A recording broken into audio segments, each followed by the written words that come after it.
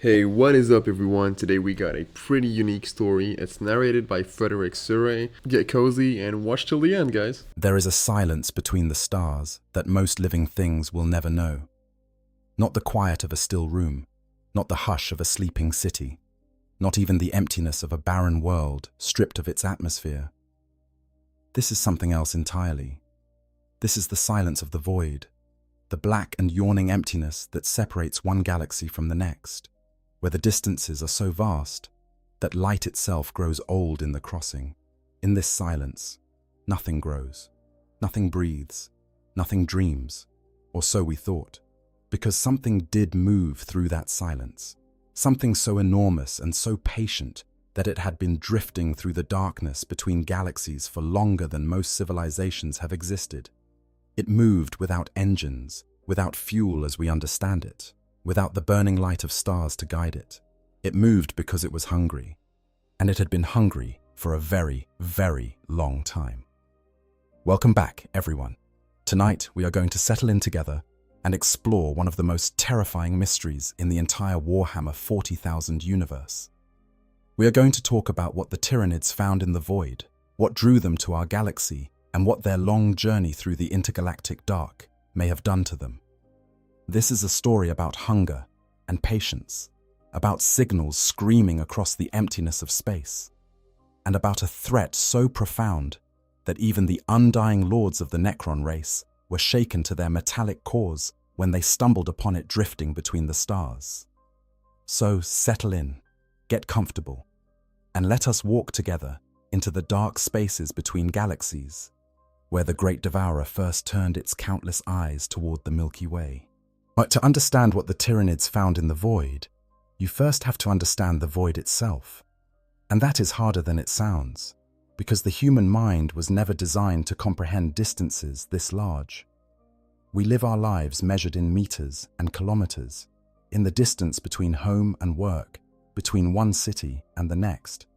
Even in the context of interstellar travel within the Milky Way galaxy, the distances are staggering. A journey from one end of the galaxy to the other covers roughly 100,000 light-years. That is already a number so large it begins to lose meaning. But the void between galaxies makes even those distances seem small. The nearest major galaxy to the Milky Way is Andromeda, which sits approximately 2.5 million light-years away. 2.5 million light-years of nothing. No stars. No planets. No comets tumbling through the dark. Just emptiness, so complete that if you could somehow stand in the middle of it and look in every direction, you would see nothing but the faintest smudge of distant galaxies, impossibly far in every direction. You would be more alone than any living thing has ever been, and yet something crossed that void, something alive. The Tyranids are not native to the Milky Way galaxy. This is one of the first and most important things to understand about them. Every other major faction in the Warhammer 40,000 setting has its roots somewhere within our galaxy. Humanity evolved on Terra. The Aeldari were shaped by the Old Ones billions of years ago. The Orcs were engineered as a weapon during the war in heaven. The Necrons ruled this galaxy 60 million years before the first human drew breath. And even the forces of chaos, alien and terrible as they are, exist within the warp, which is itself a reflection of the psychic energies generated by life within our galaxy. But the Tyranids came from somewhere else entirely. They are extragalactic, born in some distant place so far removed from the Milky Way that no being alive, mortal or immortal, has any clear idea of where they originated. The Imperium of man, with all its vast resources and ancient archives, has never determined their point of origin. The Aeldari, whose seers can peer into possible futures and distant pasts, have offered no definitive answer. Even the Necrons, whose civilizations span 60 million years and whose archives contain knowledge of the war in heaven itself, seem uncertain about exactly where the Tyranids came from. What is known, or at least strongly theorized, is this. The Tyranids have been crossing the intergalactic void for an almost incomprehensibly long time. They were already in transit, already moving through the darkness between galaxies, long before the Imperium of man existed, long before the Emperor walked the earth. long before the first human being looked up at the stars and wondered what was out there. The Tyranids were already on their way, drifting, sleeping, waiting, and they were hungry. The hunger of the Tyranids is not like the hunger of other living things. It is not the simple biological need for sustenance that drives a predator to hunt or a grazing animal to seek fresh pasture. The Tyranid hunger is something more fundamental, something woven into the very fabric of their being at the most basic genetic level. And every organism in the Tyranid swarm, from the tiniest ripper to the largest biotitan, exists for a single purpose: to consume biomass and convert it into more Tyranids. They eat to grow.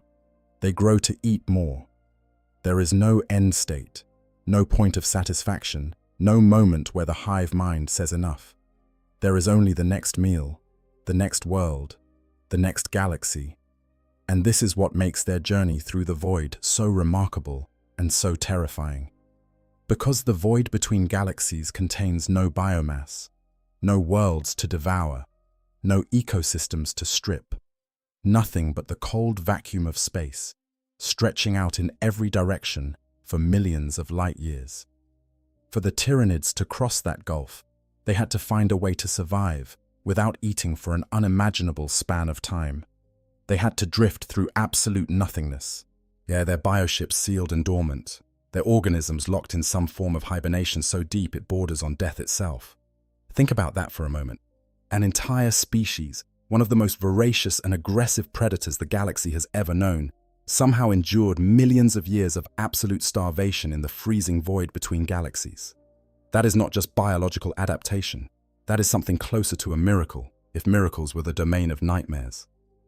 The question that hangs over all of this, the question that haunts the inquisitors of the Ordo Xenos and the Magos biologists of the Adeptus Mechanicus, is a simple one. Why? Why did the Tyranids leave wherever they came from? What drove them into the void?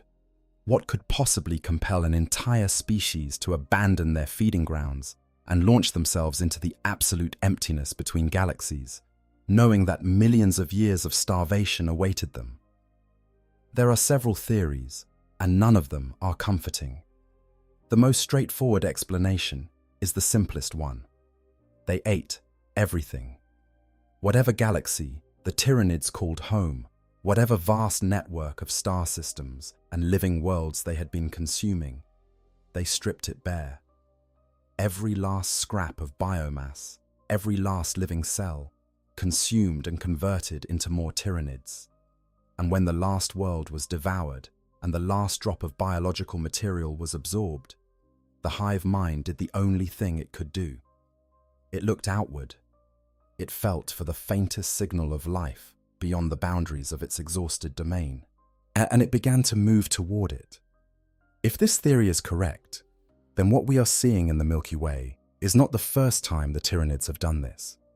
It is merely the latest in what might be an endless cycle of consumption and migration that has been repeating across the universe for billions of years. Galaxy after galaxy, devoured and abandoned. Star system after star system, stripped to bare rock and left spinning in the dark. The Tyranids are not just a threat to our galaxy. They may be a threat to all life, everywhere, in every galaxy that still harbors it. There is another theory, one that is whispered in the darker corners of the Inquisition. Some have speculated that the Tyranids are not moving towards something. They are running from something. That somewhere in the universe, there exists a threat so terrible, so overwhelming, that even the great devourer chose to flee rather than face it. That the Tyranids, for all their terrible power, for all their billions upon billions of organisms, and their endless capacity for adaptation, encountered something they could not consume, could not overcome, could not survive, and they ran. This theory is almost impossible to verify, and most scholars of the Imperium dismiss it as speculation. But it persists because the alternative, that the Tyranids are the apex predator of the entire universe, with nothing above them in the food chain, is a thought so bleak that even the most hardened servants of the God Emperor prefer not to dwell on it. Whatever the reason for their departure, the Tyranids entered the void, and the void shaped them. the signal that changed everything. For uncounted millennia, the Tyranid hive fleets drifted through the intergalactic void in a state of dormancy so profound it resembled death. The bioships, those enormous living vessels that serve as both transport and factory for the Tyranid swarm, sealed themselves against the killing cold of deep space. Their outer hulls hardened into shells of incredible density, layered with biological compounds that could withstand the absolute zero temperatures and hard radiation of the void. Inside, the organisms slept. Not the sleep of rest, but the sleep of hibernation, a metabolic shutdown so complete that biological processes nearly ceased altogether. The hive mind itself entered a state that the scholars of the Imperium can barely comprehend. It did not die, but for the hive mind cannot truly die as long as even a single Tyranid organism survives somewhere in the universe. But it dimmed, it contracted. The vast psychic network that connects every Tyranid creature in existence grew quiet. Its constant flow of information and direction reduced to the faintest whisper. In the void, there was nothing to think about, nothing to plan for, nothing to consume. And so the hive mind waited, patient beyond all mortal understanding, conserving every scrap of psychic and biological energy for the moment when it would next be needed. This is one of the most fascinating and disturbing aspects of the Tyranid species. The hive mind is not a creature of impulse or emotion. It does not grow bored. It does not experience despair. It does not question the passage of time or wonder if its journey will ever end. But it simply exists, a consciousness so alien and so vast that concepts like patience and impatience do not apply to it. 100 years or 100,000 years, it makes no difference to the hive mind. It will wait as long as it needs to wait. It will sleep as long as it needs to sleep. And when the time comes, it will wake. The time came in the 31st millennium, roughly 10,000 years before the present day of the 41st millennium, and it came in the form of a signal. During the Horus Heresy, the great civil war that nearly destroyed the Imperium of man before it had truly begun, the galaxy was torn apart by conflict. The Emperor's own sons, the demigod primarchs who led the Space Marine legions, turned against their father. Brother fought brother across 1,000 worlds. And the very fabric of reality was strained by the psychic shockwaves of that terrible conflict. In the midst of this chaos, on a world called Sotha, there existed a device of incredible power. The Pharaohs was an ancient piece of technology, later identified as being of Necron origin, that had been discovered within Mount Pharos on the planet's surface. This device functioned as a kind of psychic beacon, similar in principle to the great Astronomicon that the Emperor projects from the Golden Throne on Terra, though far less powerful. Where the Astronomicon is a roaring bonfire visible across the entire galaxy, the Pharos was more like a lantern, a focused beam that could guide ships through the turbulent currents of the warp. The Primarch Reboot Guilliman, Lord of the Ultramarines Legion, had put the Pharos to use during the darkest hours of the heresy. Cut off from Terra by the great warp storm known as the Ruin Storm, Guilliman had established a secondary empire called Imperium Secundus, centered on his homeworld of Macragge. The Pharos served as a beacon to guide scattered loyalist forces to Macragge, much as the Astronomicon guided ships to Terra. But the Pharos also attracted unwanted attention. The Night Lords, one of the traitor legions, discovered the device and launched an assault on Sotha to claim it. In the desperate battle that followed, a loyalist Iron Warriors warsmith named Barabbas Dantioch made a fateful decision. To prevent the Pharos from falling into the hands of the traitors, he overloaded it. The results were immediate and spectacular. The Night Lord's fleet was scattered, their assault broken. Sotha was saved, at least for the moment. The loyalist forces breathed a collective sigh of relief, believing that the worst was over. They had no idea what they had just done. When the Pharos overloaded, it released a massive burst of psychic energy. Not the corrupted energy of the warp, but something different, something rooted in empathy and emotion, the fundamental forces that powered the Necron-built device. This burst of energy did not merely ripple across the galaxy. It screamed across the void between galaxies, a pulse of psychic light so bright and so sudden that it pierced the darkness of intergalactic space like a flare fired into an abyss. And in that abyss, something woke up. The hive mind stirred, after millions of years of dormancy, after an eternity of drifting through the cold and empty void. The vast consciousness of the Tyranid species registered the signal, not as language, not as meaning, but as something far more primal. The Pharaoh signal told the hive mind that there was life out there. Somewhere in the darkness, in the direction the signal had come from, there existed a galaxy teeming with biological energy, a galaxy full of biomass waiting to be consumed. For the first time in ages beyond counting, the hive mind had a direction. It had a purpose. It had a target. The awakening did not happen all at once. The hive mind is not a single creature that can simply open its eyes and begin moving. It is a gestalt consciousness, a psychic network composed of trillions upon trillions of individual organisms spread across countless bioships. Waking the swarm was a process that took years, decades, perhaps even centuries. One by one, the dormant bioships began to stir. Metabolic processes that had been suspended for millennia slowly resumed. Frozen biological systems began to thaw and reactivate. The narval ships, those specialized navigational organisms that allow the Tyranid fleets to traverse interstellar distances, extended their monofilament spines and began to sense the gravitational signatures of distant star systems. And slowly, inexorably, the hive fleets began to change course. Before the Pharaoh signal, the Tyranids had been drifting in the general direction of the Milky Way. Whether this was by chance, by some ancient instinct, or because they had detected some other faint signal of life, no one can say for certain. The Astronomicon, the psychic beacon projected by the Emperor from the Golden Throne, has also been theorized as a possible lure, as a lighthouse visible across intergalactic distances to anything with the psychic sensitivity to detect it. Some scholars believe that the Tyranids were already drawn toward the Milky Way by the Emperor's beacon long before the Pharaohs ever fired. But the Pharaoh signal gave them something more specific.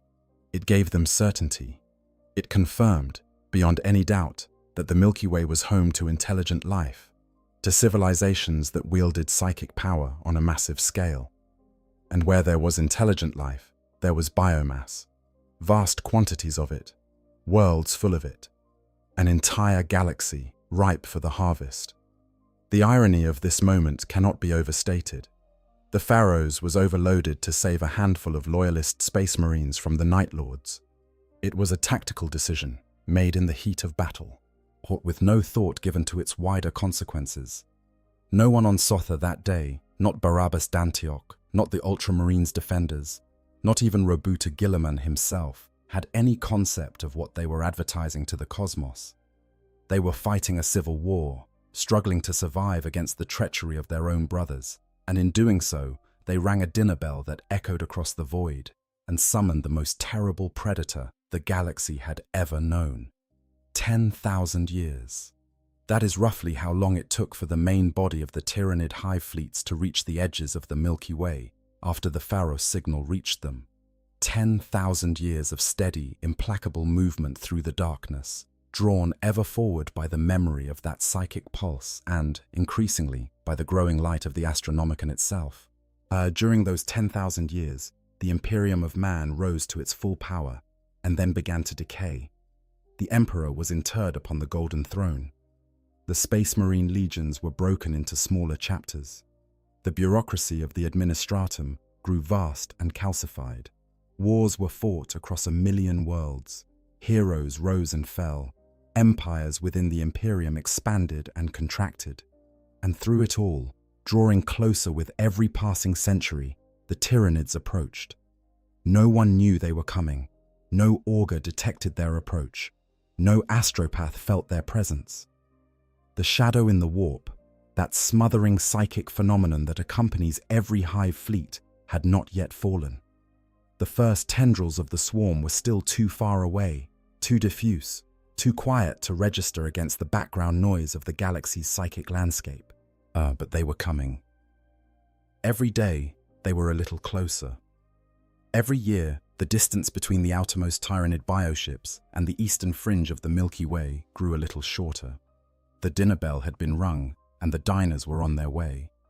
And when they finally arrived, nothing would ever be the same again. Crossing the intergalactic void. The journey itself is worth dwelling on, because it reveals something profound about the nature of the Tyranids. The intergalactic void is, without exaggeration, one of the most hostile environments in the known universe. It is not merely empty, it is aggressively, oppressively empty. The density of matter in intergalactic space is roughly 1 atom per cubic meter, making it a vacuum so complete that nothing in human experience comes close to replicating it. Then the temperature hovers just a few degrees above absolute zero. There is no source of energy, no warmth, no light, beyond the distant glow of galaxies millions of light years away. Radiation from distant quasars and the faint cosmic microwave background bathe everything in a steady, low-level bombardment of particles that would slowly degrade any unprotected biological tissue. For a biological species to survive in this environment is extraordinary. For a biological species to traverse it is almost beyond belief. The Tyranids accomplished this feat through a combination of biological engineering so sophisticated that it makes the genetic sciences of the Imperium look primitive by comparison. Their bioships, the massive living vessels that carry the swarm between star systems and between galaxies, are marvels of biological adaptation. And each one is a complete ecosystem unto itself, a self-contained biosphere capable of sustaining Tyranid life indefinitely in the absence of external resources. The outer hulls of Tyranid bioships are composed of layers of incredibly dense biological material, a chitin-like substance that has been bioengineered to resist the extreme conditions of deep space. These hulls can withstand the crushing vacuum, the lethal radiation, and the near absolute zero temperatures of the intergalactic void without degrading.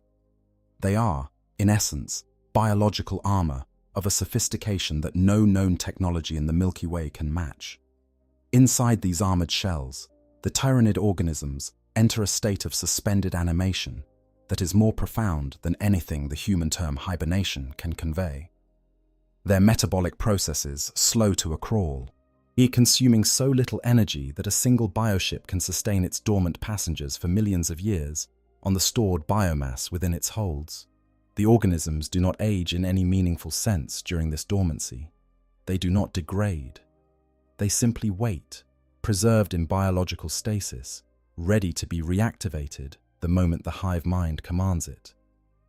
The key to the Tyranids' ability to traverse the void lies in their method of faster-than-light travel.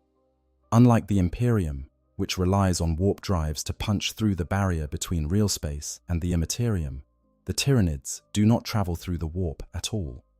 This is a crucial distinction because the warp is inherently dangerous, populated by demons and subject to the whims of the chaos gods. Ships that travel through the warp can be delayed, diverted, or destroyed. The Astronomicon and a skilled navigator are required to chart a safe course, and even then, accidents are common.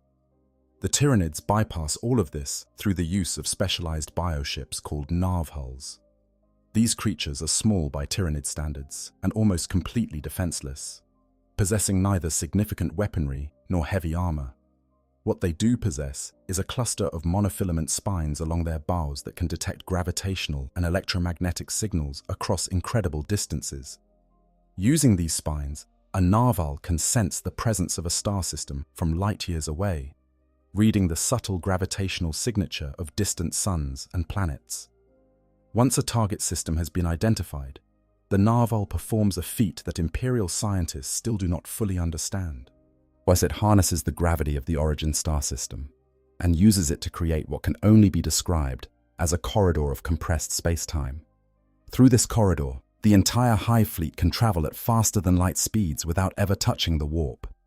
The method is slower than true warp travel, but it is infinitely more reliable, and it allows the Tyranids to move through space with a steady, implacable certainty that no other faction can match. There is a side effect to this gravitational manipulation that is worth noting. When a narval locks onto a destination system and begins creating its transit corridor, the manipulation of gravity can produce unintended consequences on the target world. Earthquakes, tidal waves, volcanic eruptions, and solar flares can all be triggered by the narval's activity. And these natural disasters serve the Tyranids' purposes perfectly, as they weaken the defenses of the target world and occupy its inhabitants with dealing with seemingly natural catastrophes long before the first Tyranid organism makes planetfall. But during the intergalactic crossing, this method of travel posed a unique challenge. Between galaxies, there are no star systems, no gravitational signatures to lock onto, no suns to serve as anchor points for the narval's compressed space corridors. The Tyranids were, in essence, sailing a ship without landmarks, crossing an ocean without stars to navigate by. How they managed this remains one of the great unanswered questions of Tyranid biology. Some Margot's biologists have theorized that the narvals have a secondary navigational capability, or one that can detect gravitational signatures across truly astronomical distances, perhaps even the combined gravitational pull of an entire galaxy. Others believe that the hive mind itself possesses some form of psychic navigation that transcends the physical limitations of the narvals, a kind of instinctive sense of direction that guided the swarm toward the Milky Way even when no specific target could be identified. Whatever the mechanism, the Tyranids crossed the void. They crossed it slowly, by the standards of faster-than-light travel, but with absolute certainty and absolute patience. Millions of years in the dark, millions of years of silence and cold and emptiness, and the swarm kept moving. This is perhaps the most terrifying thing about the Tyranids, but more frightening than their claws and their bioweapons, and their ability to strip a world bare in a matter of days. It is their patience. They are not in a hurry. They do not experience time the way mortal beings do. 1,000,000 years is nothing to the hive mind. 10 million years is nothing. The Tyranids operate on a timescale that makes even the longest-lived species in the galaxy seem ephemeral. They will get where they are going. It is only a matter of time. And during all those millions of years in the void, the hive mind was not idle. Even in its dormant state, even with the vast majority of its organisms locked in suspended animation, some part of the hive mind remained aware. Not fully conscious, perhaps, but aware in the way that a sleeping predator remains aware of its surroundings, ready to snap awake at the first sign of prey. At this low-level awareness served a crucial purpose. It allowed the hive mind to detect the signals that would eventually guide it to the Milky Way. The Pharaoh's burst, when it finally came, did not have to wake the hive mind from a cold start. It merely had to push an already semi-aware consciousness from sleeping to waking, from drifting to purposeful.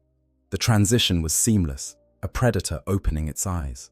There is one more thing to consider about the void crossing, and it is something that the scholars of the Imperium have only recently begun to grapple with.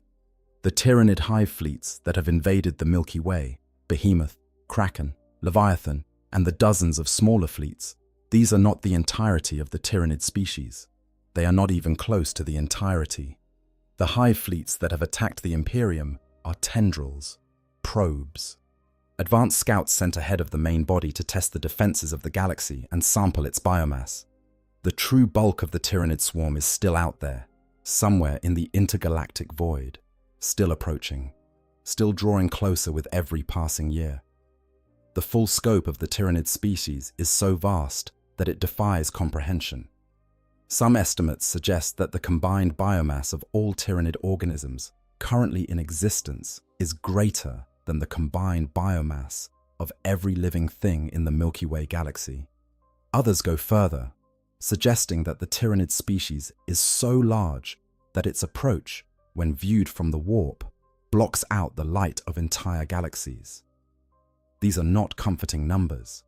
They suggest that everything the Imperium has faced so far, every tyrannic war, every desperate last stand, every Pyrrhic victory, and has been against a fraction of the true Tyranid threat, and the rest is still coming, still drifting through the void, still patient, still hungry. What the Silent King discovered. Of all the beings in the Milky Way galaxy who have encountered the Tyranids, none can claim a more unique or more disturbing experience than Zarek, the Silent King of the Necrons. His encounter with the Tyranid hive fleets in the intergalactic void is one of the most significant events in the history of the Warhammer 40,000 setting, and it reveals more about the nature of the Tyranid threat than any battle fought on the surface of an imperial world. To understand why Zarek was in the void in the first place, you need to understand the tragedy of the Necron race and the guilt that drove their greatest ruler into exile. 60 million years before the current era, the Necrontyr were a mortal species, cursed with short and painful lives by the brutal radiation of their home star. Desperate for a cure to their species' endemic suffering, the Necrontyr made a bargain with the star gods, known as the Citan. The Citan offered the Necrontyr immortality, and the Necrontyr accepted. What they received was biotransference, a process that stripped their consciousness from their organic bodies and transferred it into mechanical shells of living metal. The Necrontyr became the Necrons, immortal and virtually indestructible, but they paid a terrible price. Their souls, their emotions, their capacity for joy and love, and all the things that make life worth living, these were consumed by the Satan during the process. The Necrons became hollow things, the mechanized echoes of the people they had once been. Zarek, the Silent King, the ruler who had agreed to the bargain with the Satan, realized too late the magnitude of his mistake. He had doomed his entire species to an eternity of soulless mechanical existence, traded their mortality for a curse far worse than death. After leading a desperate revolt against the Satan and shattering them into imprisoned shards, Zarek ordered his people into a great sleep, commanding them to enter stasis in their tomb worlds and wait for 60 million years until the galaxy was safe for them to reclaim. But Zarek did not sleep with his people. As penance for what he had done, he destroyed the command protocols that allowed him to control the Necron race directly and exiled himself into the intergalactic void. But he departed the galaxy in a massive sepulchral engine, a vessel the size of a planet, accompanied only by legions of his own Zarakan dynasty locked in stasis crypts. For millions of years, the Silent King drifted through the emptiness between galaxies. He was the only Necron who still fully remembered what it had been like to be a living, organic being. He carried the memory of flesh and blood, of warmth and sensation, of all the things the biotransference had stolen from his people. And he carried the guilt of knowing that he was responsible for their loss. Some sources suggest that Zarek's exile was not purely penitential. He may have been searching for a way to reverse biotransference, to find some method of restoring the Necrons to organic life. If such a method existed, yes, it would require a suitable organic species, whose bodies could serve as vessels for Necron consciousness. It would require a galaxy full of living beings. And then, somewhere in the void between galaxies, the Silent King found the Tyranids. The details of this encounter are shrouded in mystery. Necron records are incomplete, and Zarek himself is not forthcoming about what exactly happened. What is known is that the Silent King encountered the vanguard elements of one of the Tyranid hive fleets, almost certainly Hive Fleet Behemoth, during its long approach toward the Milky Way.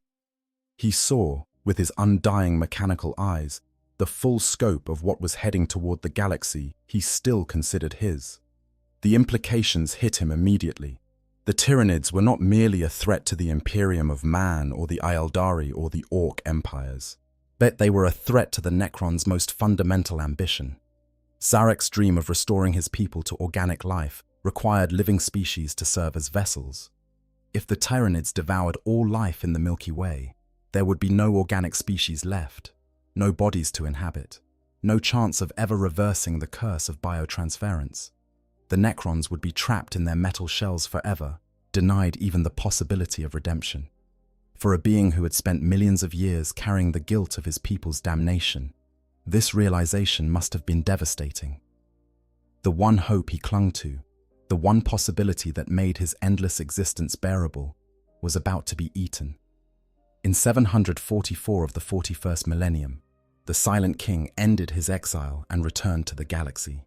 But this was roughly 1 year before Hive Fleet Behemoth made its first recorded attack on Imperial space, suggesting that Zarek had been tracking the Tyranids' approach for some time and timed his return to precede theirs. What he found when he returned was not encouraging. The Necrons were beginning their Great Awakening, stirring from their 60-million-year slumber, but the process was slow and chaotic. Many tomb worlds had been destroyed during the eons of sleep. Others had malfunctioned, their inhabitants waking confused and damaged. The galaxy itself was barely recognizable, overrun with species that had not existed when the Necrons went to sleep. Humanity had spread across the stars like a weed, building a vast and crumbling empire. The Aeldari, once the dominant civilization, had shattered themselves through decadence and now clung to survival in their craft worlds. Orc empires had sprung up everywhere, their fungal biology spreading them across the galaxy with the persistence of mold. And the warp, that chaotic dimension that the Necrons had always despised and avoided, was more turbulent than ever, its demonic inhabitants pressing against the walls of reality with increasing force. Into this already dangerous galaxy, the Tyranids were about to arrive. The Silent King began to act. Not openly, not yet. He was too cunning for that, too aware that revealing his identity would cause disruptions he could not afford. Instead, he worked through proxies, through Triarch Praetorians and unwitting cryptechs, slowly maneuvering the Necron dynasties into position to face the Tyranid threat. Yet he traveled from tomb world to tomb world, awakening those that still slumbered, uniting those that had already risen, building a network of alliances and obligations that would serve his purposes. He also made contact with other species. During the Gehenna campaign in 995 of the 41st Millennium, the Silent King found himself fighting alongside the Blood Angels Space Marine chapter against a Tyranid force. This was a remarkable event, one of the few instances of Necron and human cooperation in the history of either species. Commander Dante of the Blood Angels reportedly met with the Silent King during this campaign, and some sources suggest that Zarek claimed to have previously met with Sanguinius, the Primarch of the Blood Angels, 10,000 years earlier during the Horus Heresy. If true, this suggests that the Silent King had already returned to the galaxy at least once before, perhaps briefly, during the time of the heresy. It also suggests that he recognized the Tyranid threat for what it was long before the Hive fleets made contact with Imperial space. He had been preparing for this war for millennia, moving pieces into position with the patience and foresight that only an immortal being can possess. The Silent King's encounter with the Tyranids in the Void changed the course of Necron history. It transformed the Great Awakening from a slow and disorganized process into a purposeful mobilization. It gave the Necrons a common enemy, something to unite around beyond the petty squabbles of rival dynasties. And it introduced a note of desperate urgency into a species that had previously operated on geological timescales. Because Zarek had seen the Tyranids up close. He had witnessed their numbers, their adaptability, their relentless biological hunger, and he knew, with the cold clarity of a mind unburdened by organic emotion, that if the Tyranids were not stopped, everything he had endured, everything he had hoped for, everything he had spent millions of years planning, would be consumed. The Void had shown him the enemy, and the enemy was hungrier than anything he had ever imagined. First contact, the devouring of Tyran. Now, let us travel back to the moment when all of this theory and speculation became terrifyingly real. Let us go to the place where the galaxy first learned the name of its greatest predator. Let us go to Tyran. Tyran Primus was an unremarkable world, at least by the standards of the Imperium of man. Situated on the extreme eastern fringe of imperial space, it served as an outpost of the Adeptus Mechanicus, a small research station staffed by a handful of tech priests and their servitor assistants. The world itself was an ocean planet, its surface dominated by vast, storm-racked seas and chains of volcanic islands. The imperial base was built deep within the ruins of one such island chain, heavily fortified against the savage seas and the fearsome marine predators that inhabited Tyranids' waters. It was not a place of great strategic importance. It was not a famous world, not a center of culture or industry. It was simply there, a small outpost on the very edge of known space, maintaining its lonely vigil on the frontier. Now, I want to take a quick second here to just share something personal, because this part of the lore is genuinely one of my favorites in all of 40k. The idea that the Tyranids were just out there drifting in total silence for millions of years, and it was humanity's own actions that woke them up and drew them in, that hits different every time I read about it. There's something so perfectly 40k about that. Your greatest enemy is not some ancient evil plotting against you, but is a consequence you never saw coming from a war you were already losing. And I think this is what keeps me coming back to this faction over and over again. They're not villains, they don't monologue, they don't betray anyone or scheme for power, they just eat. And somehow that is scarier than anything Chaos has ever done. But anyway, that's just my 2 cents. Let's get back to the video. But Tyran Primus had one feature that would make it significant in the annals of Imperial history, as it was the first world in the path of Hive Fleet Behemoth. In the decade before the Tyranids' arrival, Imperial explorators had conducted a census of the star systems surrounding Tyran. What they found was puzzling. Worlds that had been recorded as lush and verdant, teeming with alien life forms, had been reduced to barren rock, not just lifeless, but stripped. The atmospheres were thinned, the oceans were drained, the soil was scoured clean of any organic residue, right down to the bacterial level. It was as if some cosmic entity had reached down and scraped every living thing from these worlds, leaving nothing but dead stone behind. The explorators filed their reports with the Explorator General. Nothing came of it. The Imperium of man is vast, its bureaucracy Byzantine and slow. Reports from the Eastern Fringe, especially reports about uninhabited alien worlds that the Imperium had never bothered to colonize, rarely attracted attention at the highest levels. The reports were filed, catalogued, and forgotten. And then the Tyranids came to Tyran. The approach of Hive Fleet Behemoth was preceded by the same phenomena that would later become terrifyingly familiar to Imperial defenders. Strange disruptions in warp travel, unexplained difficulties with astropathic communication, unusual behavior in local wildlife, as if the animals could sense something approaching that human senses could not detect. The garrison of Tyran Primus noted these anomalies, but they had no frame of reference for understanding what they meant. Nothing in Imperial records described anything like what was about to happen.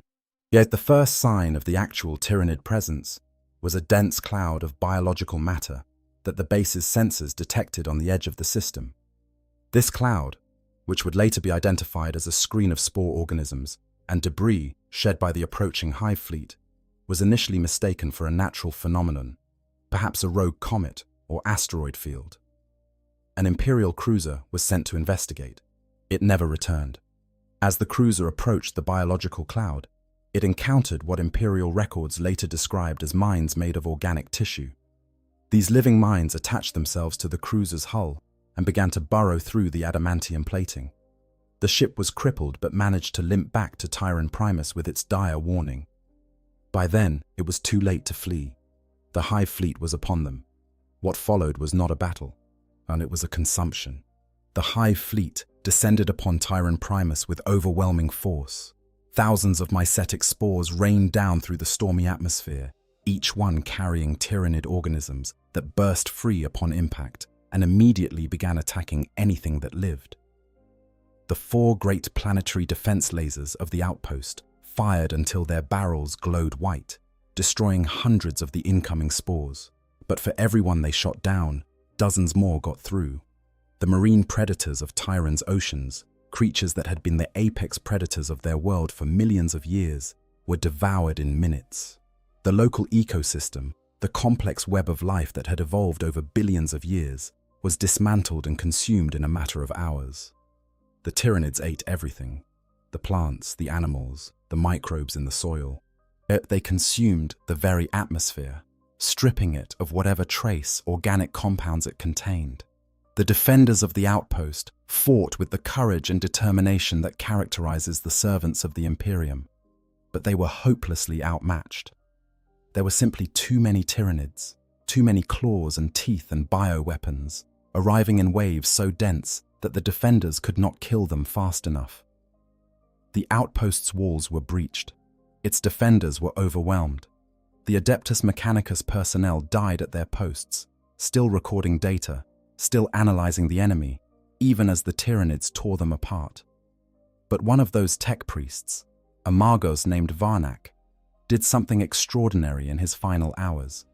Even as the Tyranids breached the last defenses, even as death came for him with scything talons and dripping acid, Varnak compiled all the data the outpost had gathered about the attackers into a data codex.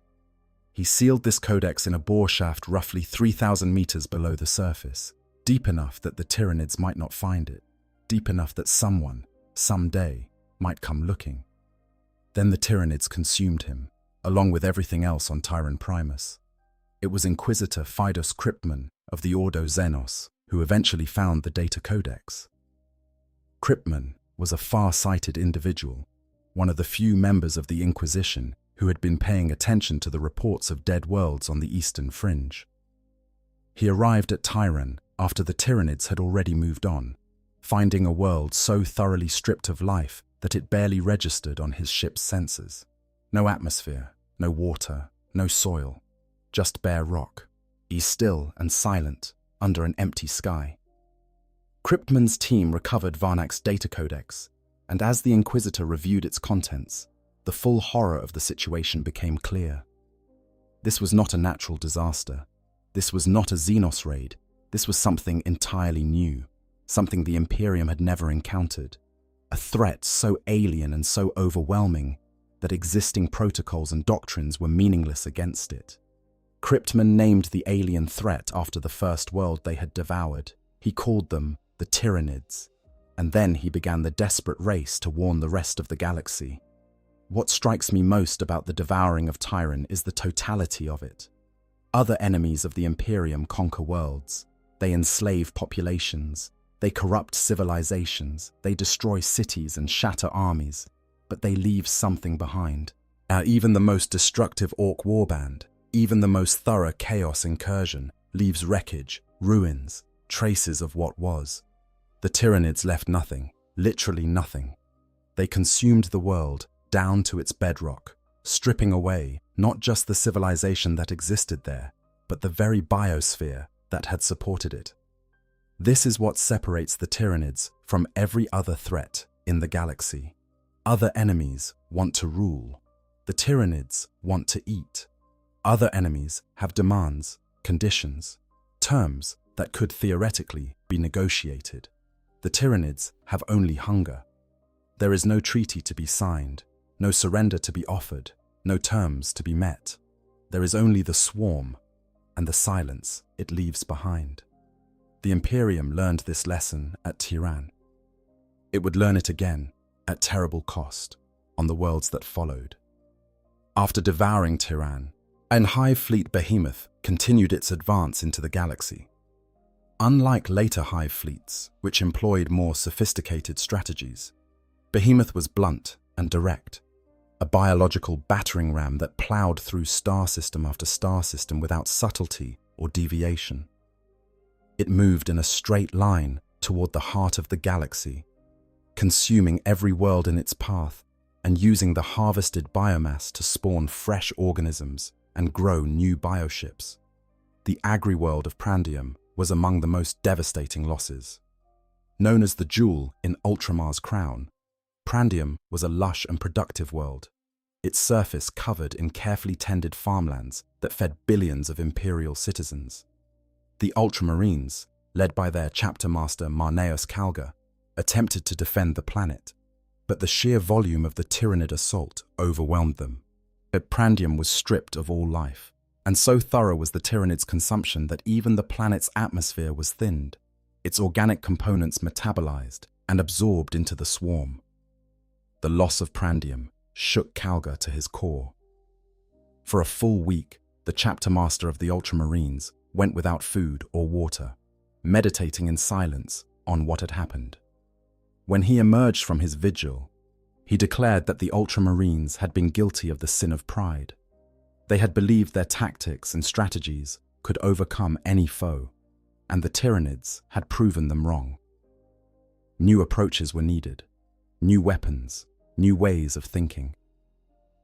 Calgar chose to make his stand at Macragge, the homeworld of the Ultramarines and the heart of Ultramar. It was here, at the Battle of Macragge, that the Imperium would either halt the Tyranid advance or lose one of its most important worlds and one of its most storied Space Marine chapters. The battle was a catastrophe on a scale that the Ultramarines had never experienced. In space, the Tyranid biofleet hurled itself at the Imperial defense line in wave after wave, each assault more ferocious than the last. Imperial warships were torn apart by swarms of biovessels, their hulls punctured by boarding organisms and their crews consumed from within. The orbital defense stations of Macragge, once considered among the most formidable in Ultramar, were reduced to drifting wreckage. By the 12th assault wave, Macragge's orbital defenses were effectively destroyed. On the ground, the situation was no better. Thousands upon thousands of mycetic spores crashed onto the surface, releasing floods of Tyranid organisms that poured toward the Ultramarines' polar fortresses. The chapter's first company, the veteran Terminators, who represented the finest warriors the Ultramarines possessed, were deployed to the northern polar fortress to hold the line. The Swarm Lord, the hive mind's most deadly ground commander, led the assault personally. This creature, a unique and terrible manifestation of the hive mind's tactical intelligence, directed the Tyranid forces with a cunning that matched the best Imperial commanders. It exploited every gap in the defenses, probed every weakness, and applied pressure at precisely the moments and locations where the defenders were most vulnerable. Calgar himself fought the Swarm Lord in personal combat and was gravely wounded. Yet he was evacuated from the surface and took command of the surviving Imperial fleet, pursuing the retreating Tyranid bioships to the ringed world of Circe at the edge of the Macragge system. It was at Circe that the battle reached its climax. The Tyranids had concealed a second fleet among the planet's rings, and they sprang their trap as the Imperial forces approached. For a desperate moment, it seemed that the Imperium would be overwhelmed. But then, Battle Fleet Tempestus, the major Imperial fleet of the entire Segmentum Tempestus, arrived from the warp, catching the Tyranid fleet in a pincer between two Imperial forces. Even then, the Tyranids had numerical superiority. The battle might have been lost had it not been for the sacrifice of the Dominus Astra, an Emperor-class battleship of enormous size and power. The great vessel charged directly into the heart of the Tyranid fleet and detonated its warp drives, creating a cataclysmic vortex that dragged both the battleship and the surrounding Tyranid vessels into oblivion. With the Hive fleet's core destroyed, the surviving Imperial forces raced back to Macragge. What they found in the polar fortresses was a scene of unimaginable carnage. Tyranid bodies were piled 6 deep around the doors of the lower fortifications, and in the deepest chambers they found the Ultramarines' first company. Every last Terminator lay dead, their bodies arranged in a circle where they had fought back to back in their final stand. They had held the fortress to the last man, selling their lives at a price that even the hive mind must have found costly. The first company of the Ultramarines, on warriors who had fought for centuries, veterans of 100 campaigns, all of them dead. It would take the Ultramarines over 100 years to replace their losses from the Battle of Macragge. The first company's operational strength would not return to full capacity until 861 of the 41st Millennium, more than a century after the battle. The scars of that fight, both physical and psychological, would mark the chapter for generations. But they had won. Hive fleet behemoth was broken. Its bioships were destroyed or scattered, its ground forces cut off from the hive mind and slowly hunted down in the years that followed. The Imperium had survived its first encounter with a major Tyranid hive fleet. The cost, however, had been staggering. And the worst part, the part that kept Inquisitor Cryptman awake at night, was the knowledge that Behemoth had been just the first. The hive mind had sampled the galaxy's defenses, tested its biomass, learned its tactics. Whatever came next would be smarter, more adaptable, and harder to defeat. Cryptman was right to worry. The next hive fleet was already on its way. The shadow in the warp. Before we go further into the history of the Tyrannic Wars, we need to talk about something that accompanies every Tyranid hive fleet, something that arrives before the first spore falls and lingers long after the last organism has been destroyed. Something that is, in many ways, more terrifying than the physical threat of the Tyranids themselves. The shadow in the warp. To understand what the shadow in the warp is, you first need to understand a little about the warp itself.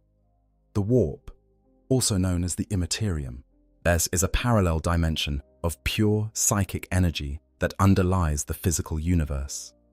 It is the medium through which psychers channel their powers, the sea through which Imperial starships travel when they engage their warp drives, and the realm from which the light of the Astronomicon shines. The warp is also home to the Chaos Gods and their demon legions, but that is a story for another time. For the Imperium of man, the warp is indispensable. Without it, interstellar travel would be impossible. Ships would be limited to sublight speeds, and the galaxy-spanning empire of humanity would collapse overnight. Without the warp, astropathic communication, the psychic messaging system that allows distant worlds to coordinate, would cease. Without the warp, the Astronomicon would go dark, and navigators would be unable to find their way through the void. The Tyranids disrupt all of this.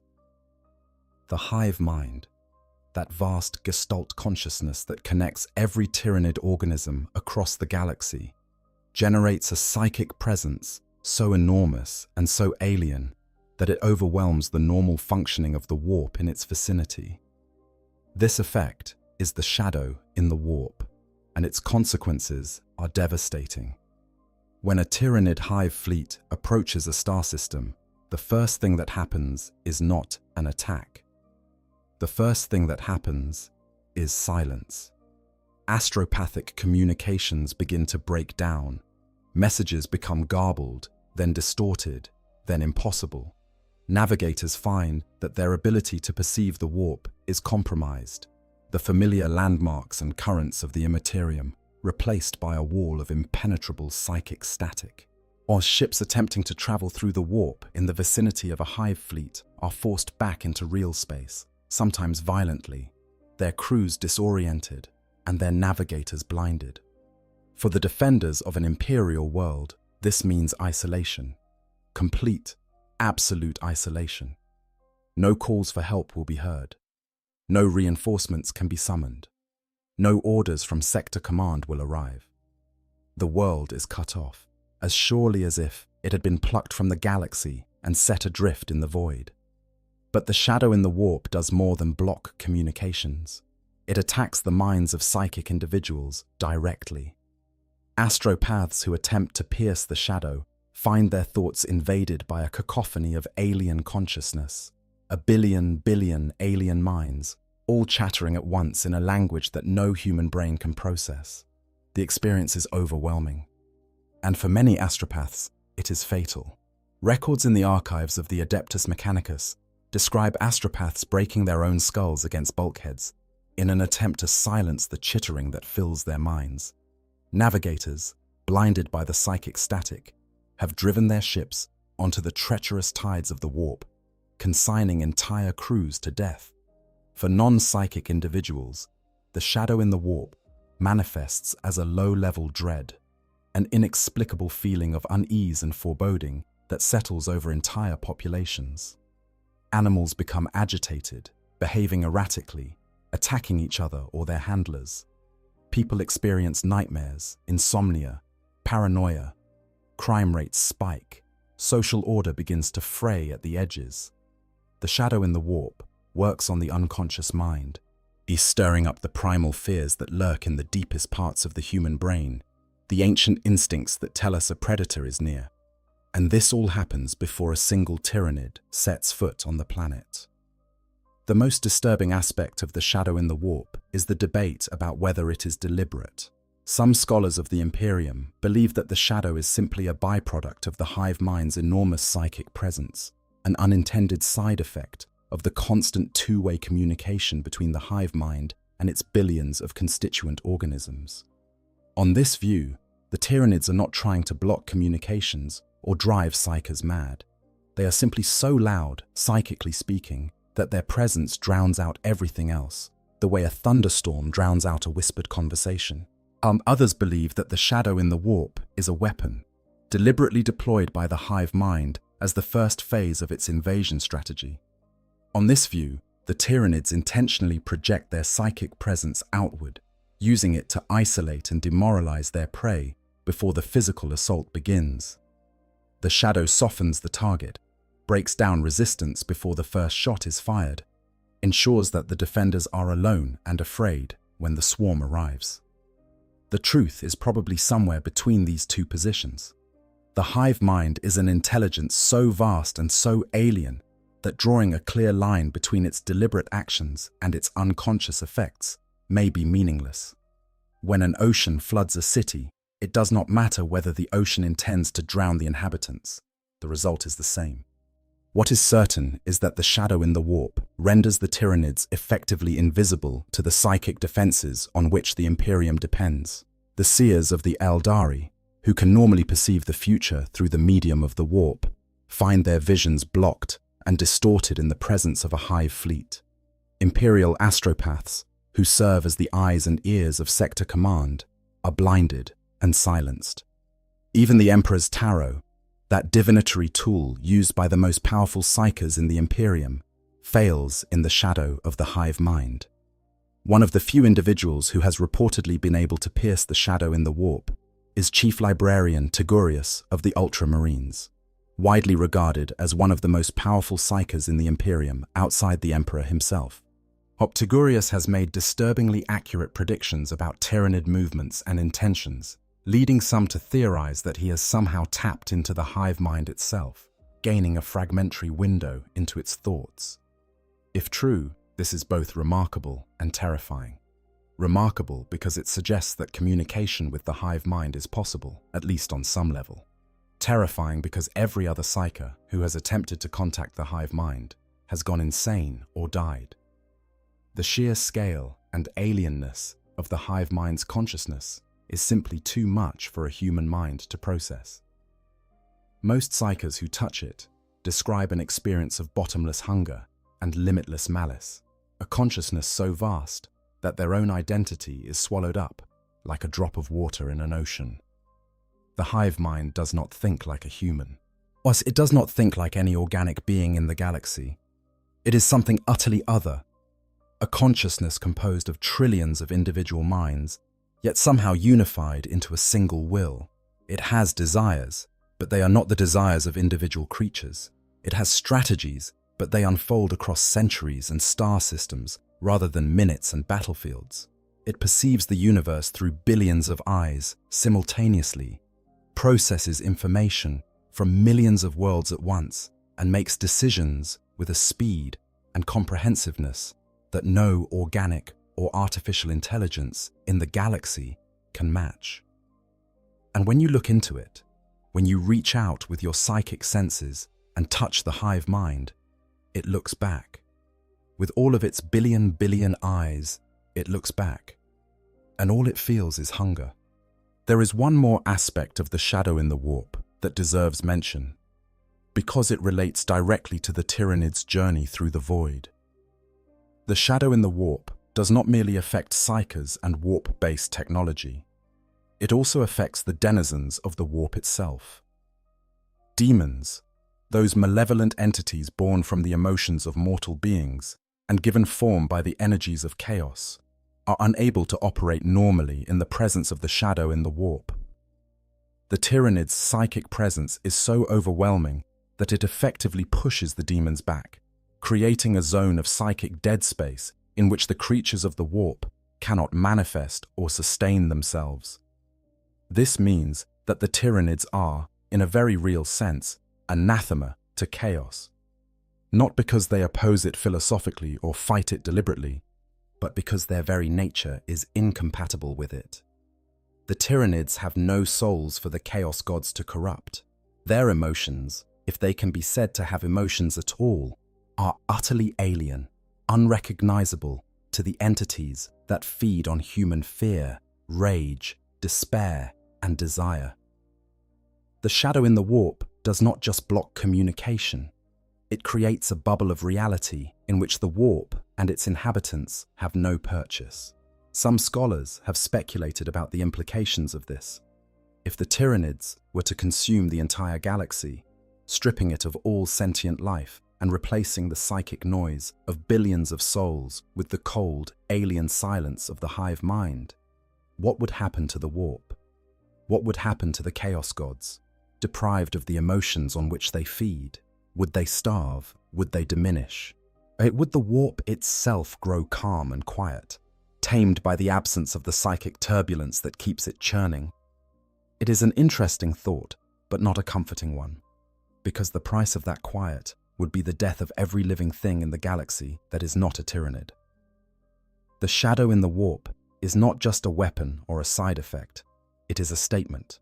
It is the hive mind announcing its presence to the universe, drowning out the voices of every other consciousness with the sheer volume of its own.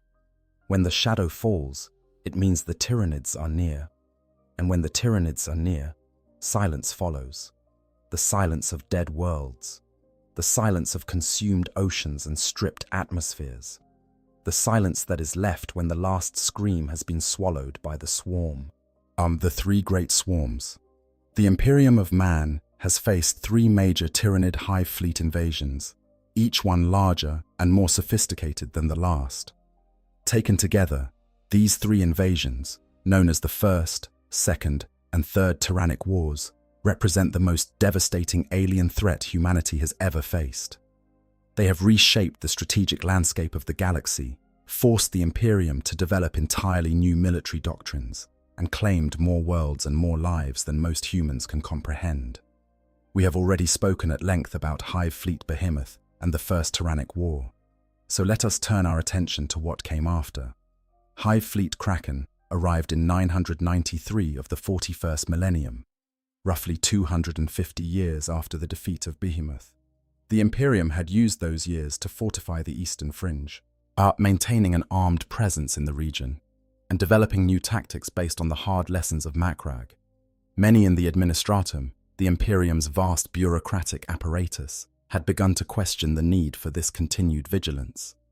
Behemoth had been defeated, after all. Perhaps the Tyranid threat had been exaggerated. Perhaps it was a one-time event, an anomalous swarm that had wandered into the galaxy by chance and been dealt with. They were wrong. Kraken was different from Behemoth in almost every way. Where Behemoth had been a single, concentrated mass of bioships charging straight at the heart of the galaxy, Kraken was a dispersed fleet that attacked across a vast front. It split itself into dozens of smaller tendrils, each one striking at a different target simultaneously. This strategy, which Imperial scholars came to call a multi-tendril advance, was devastatingly effective. The Imperium's defenses, designed to concentrate against a single point of attack, were suddenly faced with dozens of simultaneous threats spread across light years of space. Each individual tendril was smaller and less powerful than the full force of Behemoth, which meant that local defenses could sometimes hold them. But the sheer breadth of the attack overwhelmed the Imperium's ability to coordinate a response. While defenders were rushing to reinforce one system, two more were falling. While admirals were planning a counter-offensive against one tendril, three others were striking at undefended targets in their rear. Kraken's approach also marked a significant evolution in Tyranid tactics. The hive mind had learned from Behemoth's failure, and it had analyzed the Imperium's response, identified the strategies that had proven effective, and adapted to counter them. Where Behemoth had attacked with brute force and no subtlety, Kraken was cunning, deceptive, and unpredictable. The Second Tyrannic War saw some of the most dramatic battles of the era. The Elder craft world of Ayandon, one of the largest of the great craft worlds that serve as the remaining home of the Eldari species, was attacked by a massive splinter of hive fleet Kraken. The assault was so overwhelming that 4/5 of Ayandon's population was killed before the Tyranids were finally driven off. The craft world survived, but only barely, and the scars of that battle haunt the Eldari to this day. The key engagement of the Second Tyrannic War came at Ikar IV, where Marneus Calgar once again led Imperial forces against the Tyranid swarm. By this point, Calgar was a veteran of Tyranid warfare, hardened by the catastrophe of Macragge, and driven by a determination to never let another world fall the way Prandium had fallen. The battle was brutal and costly, but the Imperium prevailed, and the main body of Hive Fleet Kraken was eventually broken. But the Imperium's victory was less complete than it first appeared. Unlike Behemoth, which had been concentrated enough to be destroyed in a single decisive battle, Kraken's dispersed tendrils survived the destruction of the main fleet.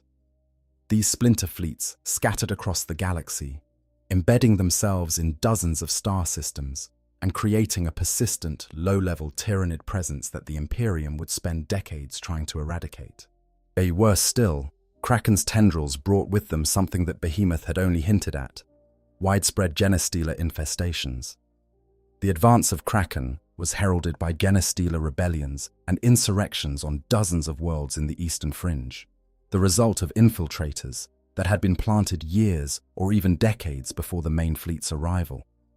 This revealed a level of strategic foresight that alarmed Imperial strategists, suggesting that the hive mind was not just reacting to opportunities, but actively planning invasions generations in advance. Less than 5 standard years after the defeat of Kraken's main body, Inquisitor Cryptman, the same man who had discovered the Tyranid threat at Tyran, detected the approach of something new.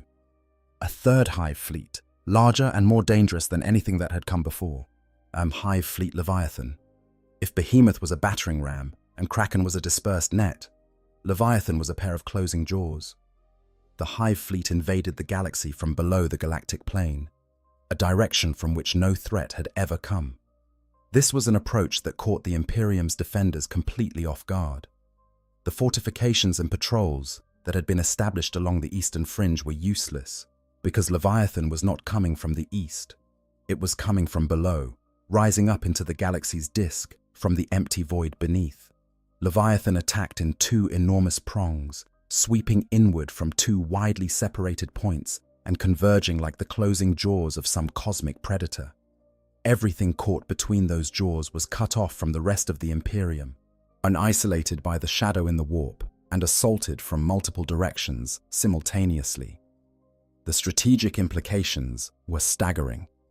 Leviathan was not just bigger than Behemoth or Kraken, it was smarter.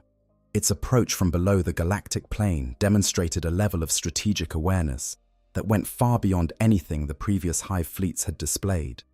The hive mind had studied the Imperium's defenses, identified their orientation, and chosen an axis of attack that rendered them completely irrelevant. Inquisitor Cryptman, watching the advance of Leviathan with growing horror, made a decision that would haunt him for the rest of his life. Recognizing that the Imperium could not possibly defend every world in Leviathan's path, he ordered the creation of a cordon sanitaire, a quarantine zone composed of dead worlds. Hundreds of Imperial worlds within the Hive Fleet's projected path were evacuated and subjected to exterminatus, the Imperial term for the total destruction of a world's biosphere. By killing these worlds before the Tyranids could reach them, Krypton hoped to deny the Hive fleet the biomass it needed to sustain its advance. The plan worked, after a fashion. Leviathan's tendrils in the quarantined zone found nothing to consume and were forced to expend their own reserves without replenishment. But the cost was monstrous. Billions of Imperial citizens were displaced. Dozens of habitable worlds were rendered uninhabitable. The scale of destruction inflicted by the Imperium upon its own people was so vast that it represented the worst act of genocide committed by the Imperium on its own population since the Horus heresy itself. Krypton was denounced as a radical and stripped of his title, but he was not finished. Working with loyal allies within the Death Watch, the specialized Space Marine force dedicated to fighting Xenos threats, Krypton devised a plan to redirect Leviathan's advance. By capturing a brood of Genostealers and releasing them on worlds within the Orc Empire of Octarius, Krypton created a biological lure that drew a massive portion of Leviathan's strength away from Imperial space and into conflict with the Orcs. The resulting Octarius War became one of the most brutal conflicts in the galaxy, as two of the most aggressive species in existence fought each other to a standstill. The Orc worlds of Octarius, teeming with green-skinned warriors who lived for nothing but combat, but provided the Tyranids with an enemy that could match their ferocity and their numbers. The war raged for years, with both sides growing stronger as they adapted to fight each other. The Orcs, whose biology causes them to grow larger and more powerful in response to combat, produced increasingly formidable warriors. The Tyranids, whose genetic adaptability allowed them to evolve in response to any challenge, spawned increasingly deadly bioforms. It was a masterstroke of strategic thinking, but it created a new problem. Whoever won the Octarius War, the Imperium would face a victorious enemy that had been tempered and strengthened by years of intense combat. If the Orcs won, the galaxy would face the most powerful Orc confederation in history.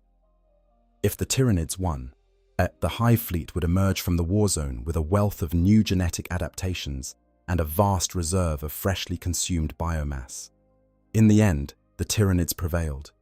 Their victory at Octarius sent a wave of strengthened bioforms flooding back into Imperial space, forcing the Imperium to confront an enemy that was demonstrably more dangerous than before. The climax of Leviathan's invasion came at Baal, the homeworld of the Blood Angels Space Marine chapter. The largest tendril of the Hive fleet, drawn by the rich biomass of Baal and its moons, descended upon the system in overwhelming force. The Blood Angels and their successor chapters, the entire Sanguinary Brotherhood, gathered for a desperate defense.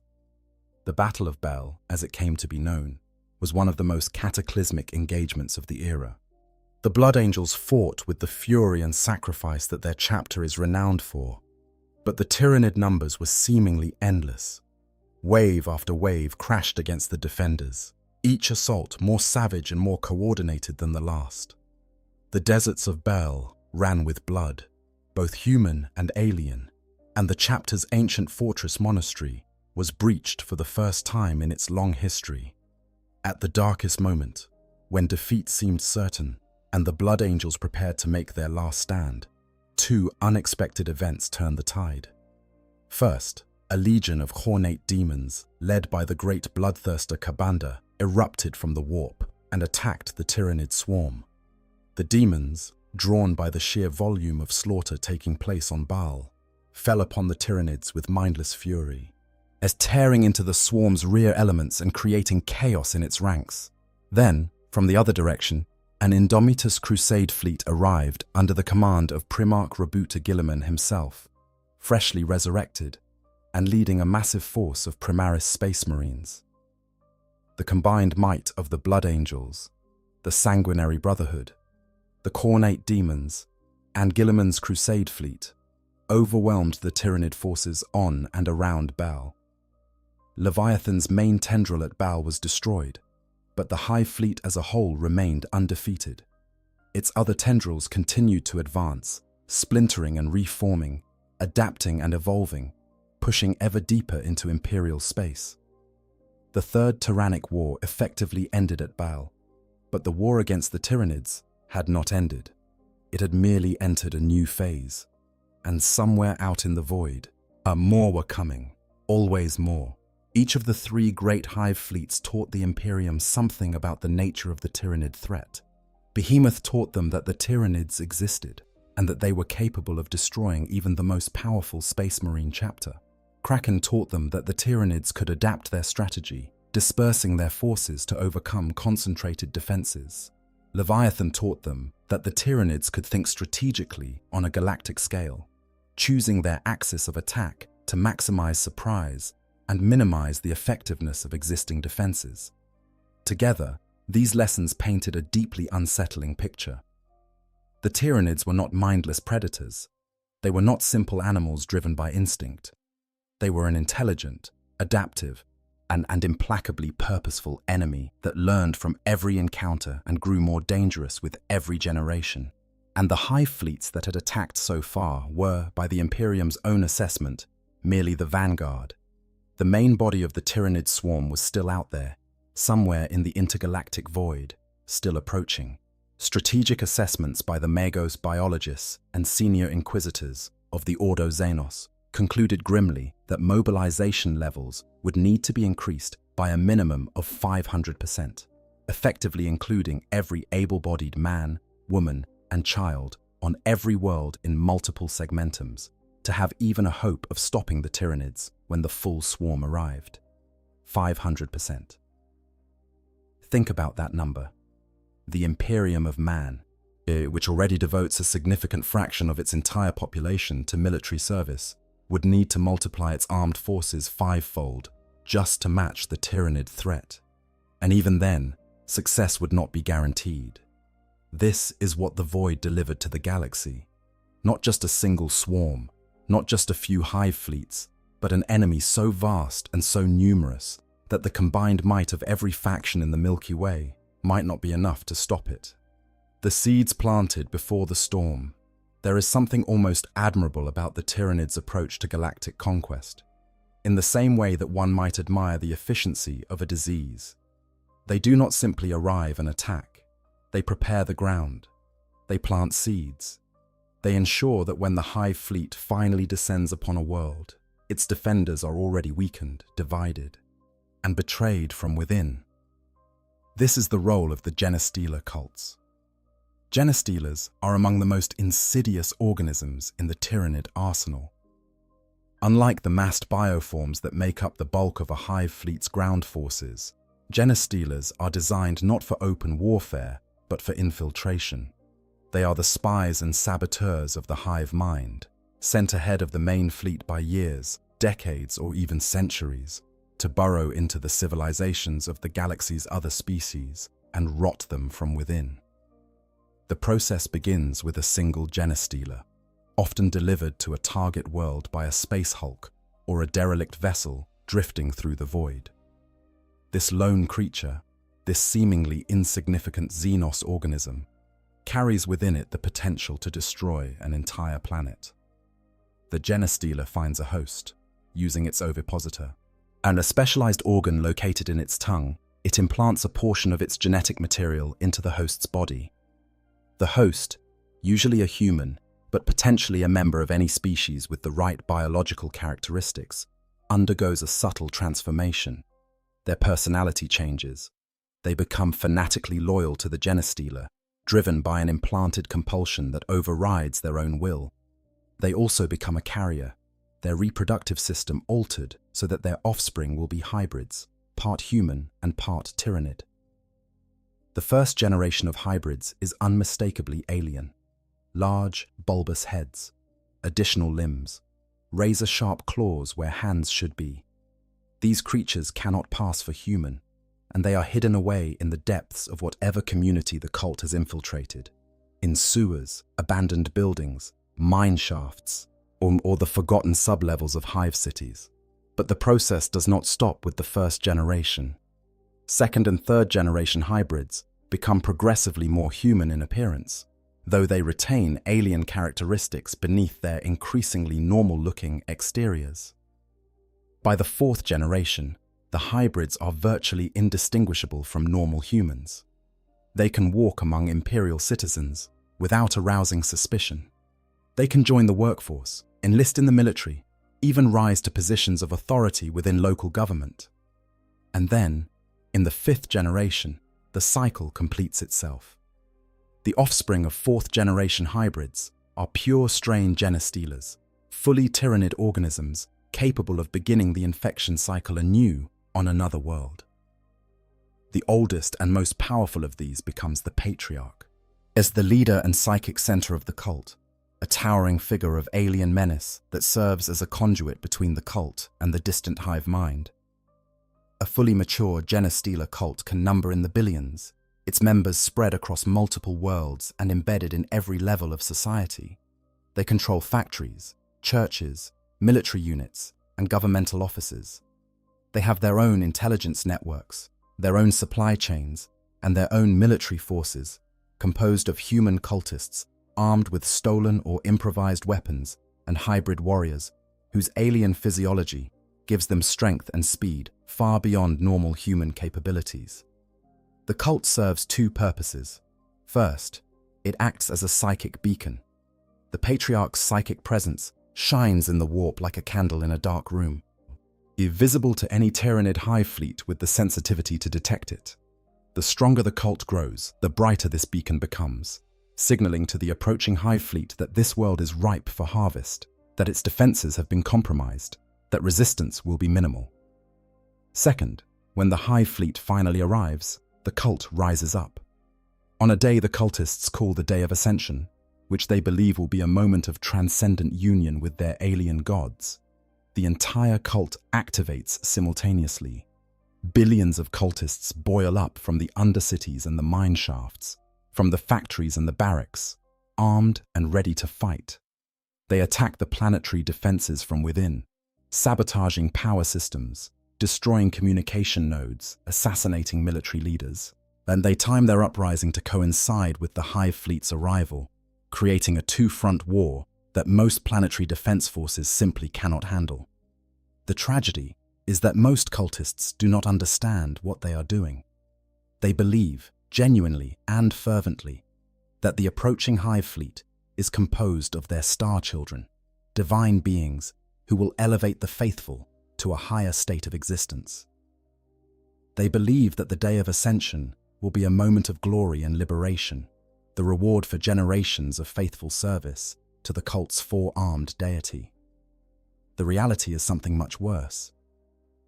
When the hive fleet arrives and the hive mind asserts its full psychic dominance over the cult, the cultist's delusion is shattered. The more nuanced broodmind that connected the cult's members is overwhelmed and subsumed by the vast, alien consciousness of the hive mind. Many cultists die instantly from the psionic shock, their brains simply unable to process the sudden intrusion of an intelligence so massive and so inhuman.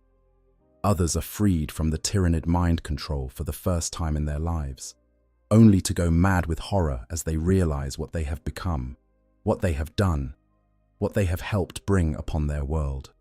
The rest become puppets, short-lived, expendable tools of the hive mind, driven to fight harder and move faster by a will they cannot resist, their muscles tearing and their organs rupturing under the strain as the hive mind burns them out like fuel in an engine.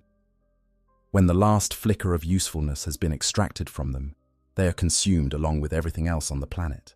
And the Star Children do not come to elevate the faithful, they come to eat them. It is a cycle of betrayal so complete and so cruel that it would be difficult to invent.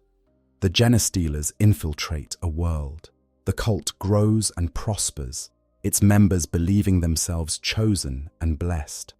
They sacrifice everything, their identities, their free will, their very genetics, in service to a cause they believe is holy.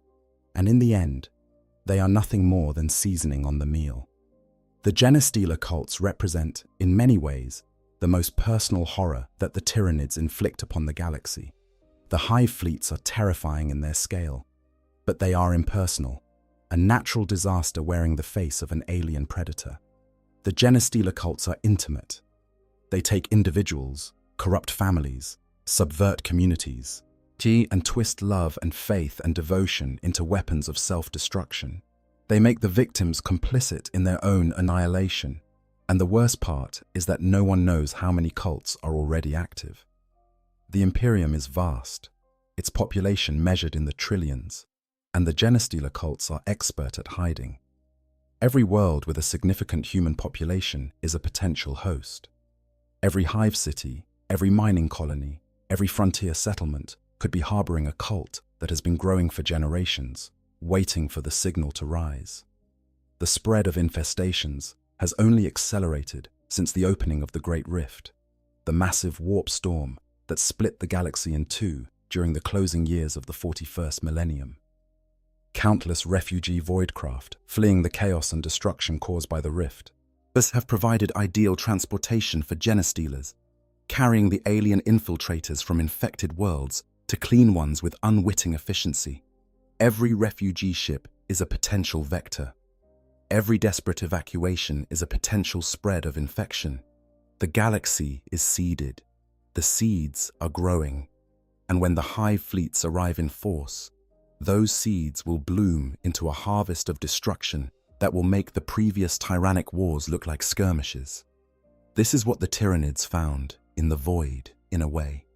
They did not just find a galaxy to consume, they found a galaxy they could subvert from within, using the very social structures and biological imperatives of its inhabitants against them. The hive mind did not merely develop a weapon in the Genestealers. It developed a strategy, and one that exploits the deepest vulnerabilities of intelligent civilizations, their need for community, their desire for meaning, their willingness to believe in something greater than themselves. And it is working. The thing they are building, among all the mysteries that surround the Tyranid species, among all the unanswered questions and unsettling implications, there is one that stands out as particularly disturbing. It concerns a hive fleet called Tiamat, and it concerns what that hive fleet is doing on a world called Zeophoria. Hive fleet Tiamat is unusual among Tyranid incursions. Unlike the three great hive fleets, which are massive invasion forces designed to consume and move on, Tiamat appears to have been something else entirely. Imperial scholars theorize that it was an implant probe, or a kind of advanced scout sent into the galaxy ahead of the main hive fleets, possibly as early as the 35th Millennium, thousands of years before Behemoth's arrival. The means by which Tiamat arrived in the galaxy are themselves mysterious. Some theories suggest that Tyranid genetic material, possibly molecular-coded DNA, was introduced to the Tiamat system by natural means, perhaps carried on cosmic debris or solar winds. This genetic seed would have spread and grown on its own, developing into a rudimentary hive mind and establishing a Tyranid ecosystem without the need for a traditional hive fleet. Whatever its origins, Hive Fleet Tiamat established itself in the Tiamat system, a double binary star system on the eastern fringe. And then it did something that no other hive fleet has ever done. It stopped consuming. Normal Tyranid behavior, the behavior we see in Behemoth, Kraken, and Leviathan, follows a simple and terrible pattern: arrive, consume all biomass, move on.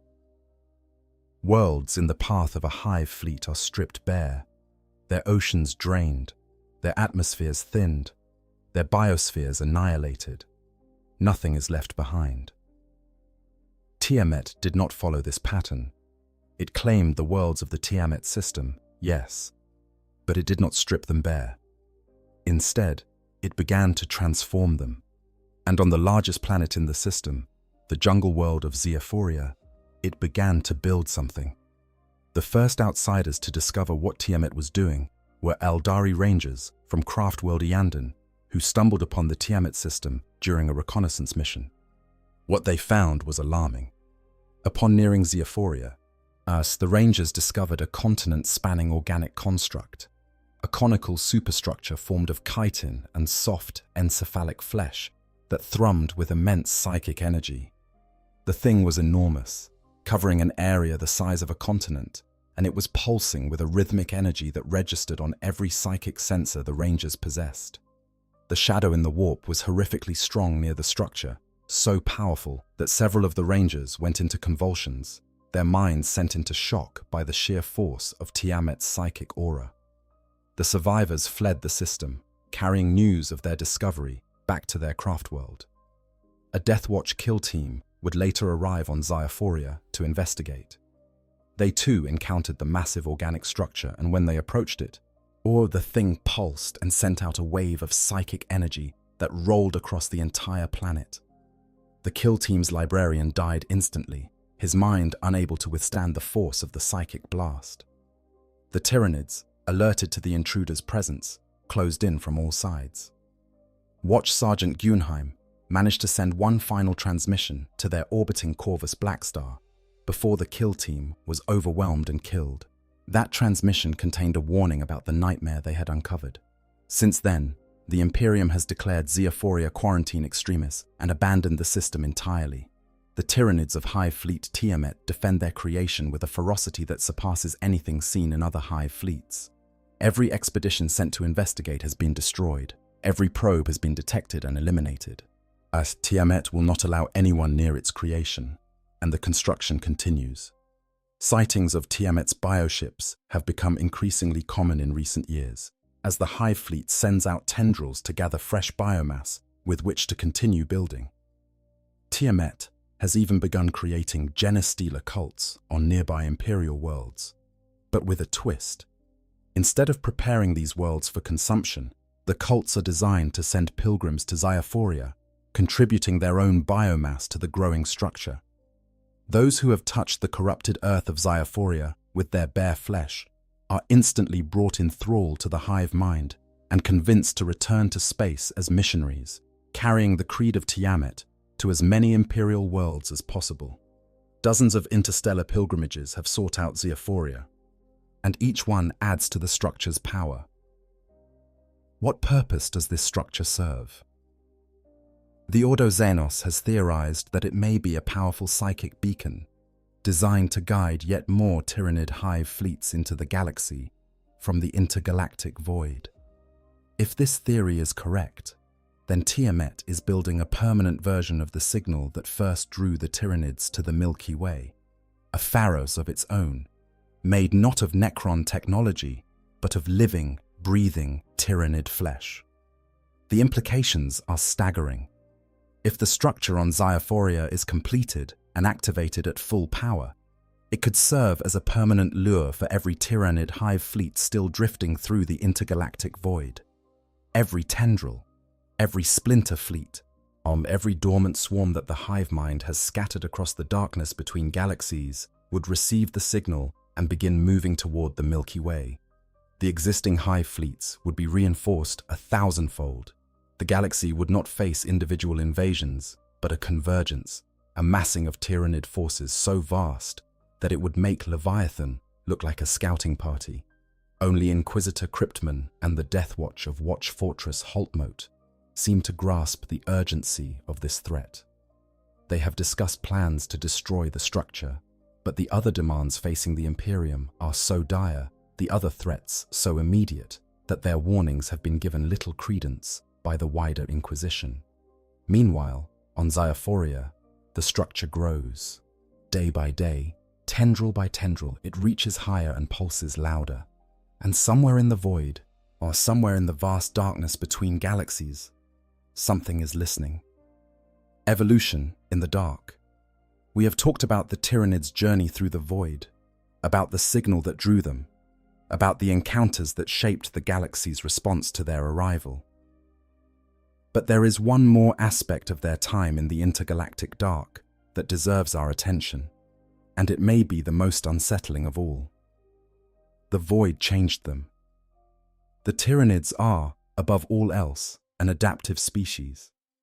This is their most fundamental characteristic, the trait that makes them the apex predator of the known universe. They do not simply endure their environment, they evolve to master it. Every challenge they face, every obstacle they encounter, every enemy they fight becomes a source of genetic data that the hive mind can use to refine and improve its organisms. When the Tyranids entered the intergalactic void, they were exposed to an environment unlike anything they had ever encountered. The absolute cold, the total absence of biomass, the killing radiation, the vast distances without landmarks or gravitational reference points. All of these presented challenges that required biological solutions. The bioships that carry the hive fleet are themselves a product of this evolution. Their incredibly dense outer shells, capable of withstanding the extreme conditions of deep space, were not designed by any engineer or grown in any laboratory. They were evolved, refined over millions of years of travel through the void, each generation slightly more resilient than the last. The dormancy mechanisms that allow Tyranid organisms to survive millions of years without food were similarly evolved, as their metabolic shutdown protocols becoming more efficient with each void crossing. But the changes went deeper than just physical survival. The void also shaped the hive mind itself. Consider what the hive mind experienced during those millions of years in the dark. No new biomass to consume, no enemies to fight, no worlds to conquer, just emptiness, stretching in every direction for an eternity. For a consciousness that is fundamentally defined by its relationship to biological material, by its insatiable drive to consume and grow and adapt, this extended period of nothingness must have been profoundly transformative. Some scholars have theorized that the void crossing forced the hive mind to develop new forms of intelligence, new ways of thinking that went beyond the simple predatory calculus of eat, grow, and reproduce. And in the absence of prey, the hive mind had nothing to do but think. And a consciousness composed of trillions of individual minds, with millions of years to contemplate, would have had the capacity for thoughts of staggering complexity. It is possible that the hive mind we see today, the entity that plans invasions across centuries and coordinates billions of organisms across light years of space with seamless efficiency, is not the same hive mind that entered the void all those ages ago. The void may have sharpened it, refined it, forced it to develop capabilities that were unnecessary when it was simply devouring its home galaxy. The strategic brilliance that Leviathan displayed in attacking from below the galactic plane, the long-term planning inherent in the Genestealer cult strategy, the adaptive tactical intelligence of the Swarm Lord, all of these may be products of the millions of years the hive mind spent with nothing to do but think about how to be a better predator. There is a chilling logic to this idea. If the Tyranids have been consuming galaxies for billions of years, as some theories suggest, then each void crossing, each millions of years pause between meals, would have been an opportunity for the hive mind to refine its strategies and develop new approaches. Each galaxy consumed would have provided vast quantities of new genetic data, new organisms to absorb and learn from, new civilizations to study and deconstruct. And each void crossing would have given the hive mind the time to process all of that information, to integrate it into its strategies, to emerge from the darkness as a smarter, whilst more efficient and more dangerous predator than before. On this view, the Tyranids that invaded the Milky Way are not just hungry, they are educated. They carry within their genetic memory the lessons of countless galaxies consumed, countless civilizations devoured, countless biological experiments conducted across billions of years. Every tactic they employ, every bioform they deploy, is the product of an evolutionary process so long and so thorough that it makes the natural evolution of life in our galaxy look like a rough draft. And they are still learning. Every battle fought against the Imperium, every world consumed, every Space Marine chapter engaged, provides the hive mind with new data. The Tyranids that emerge from the next hive fleet will be different from those that came before, adapted to counter the specific tactics and technologies that the galaxy's defenders have developed. They will be harder to kill, harder to predict, and harder to defeat. This is what makes the Tyranid threat so uniquely terrifying. Most enemies can be studied and understood, their tactics catalogued and their weaknesses identified. The Tyranids can be studied, but the knowledge gained is always temporary because the Tyranids are constantly changing. The weakness you exploited yesterday has been evolved away today. The tactic that saved your world last year will fail the next time the hive fleet comes. The void did not merely preserve the Tyranids, it improved them.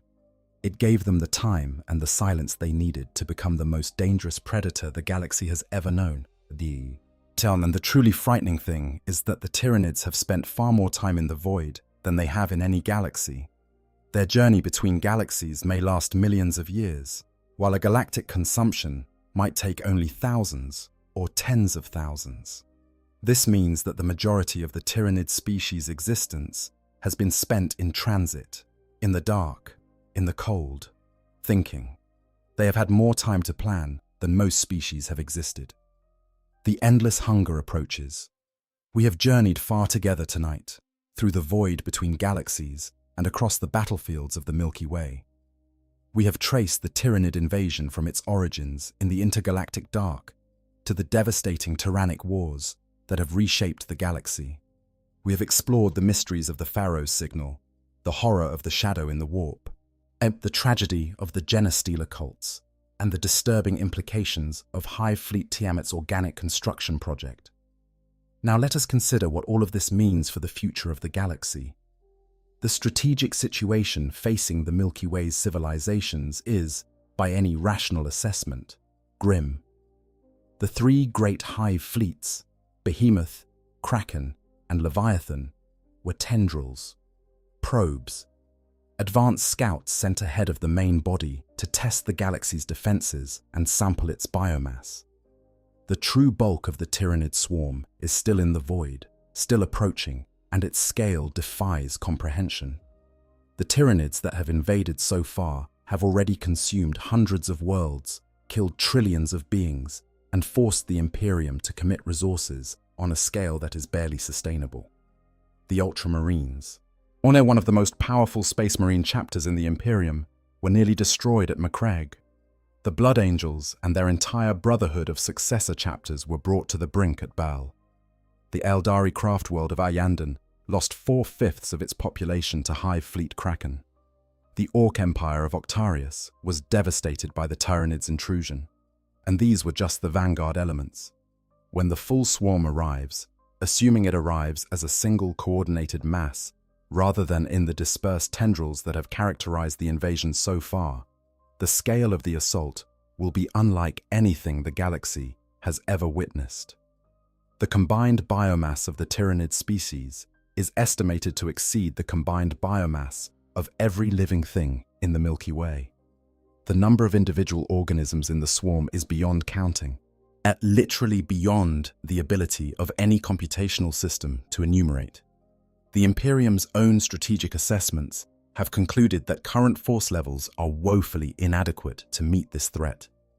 The 500% increase in mobilization that the Margot's biologists recommended would require the militarization of virtually the entire human population, an effort that would collapse the Imperium's economy, starve its civilian population, and leave its remaining worlds vulnerable to every other threat in the galaxy. And the Tyranids are not the only threat. The forces of chaos press against the boundaries of reality with increasing force, empowered by the opening of the Great Rift. Orc empires continue to grow and threaten Imperial space.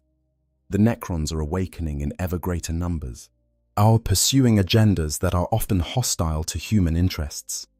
The Tau Empire continues to expand on the eastern fringe. The Eldari struggle to survive against the depredations of Slaanesh. The galaxy is beset on all sides, and the Tyranids are just one of many existential threats. But they may be the greatest, because the other threats, however dangerous, are limited.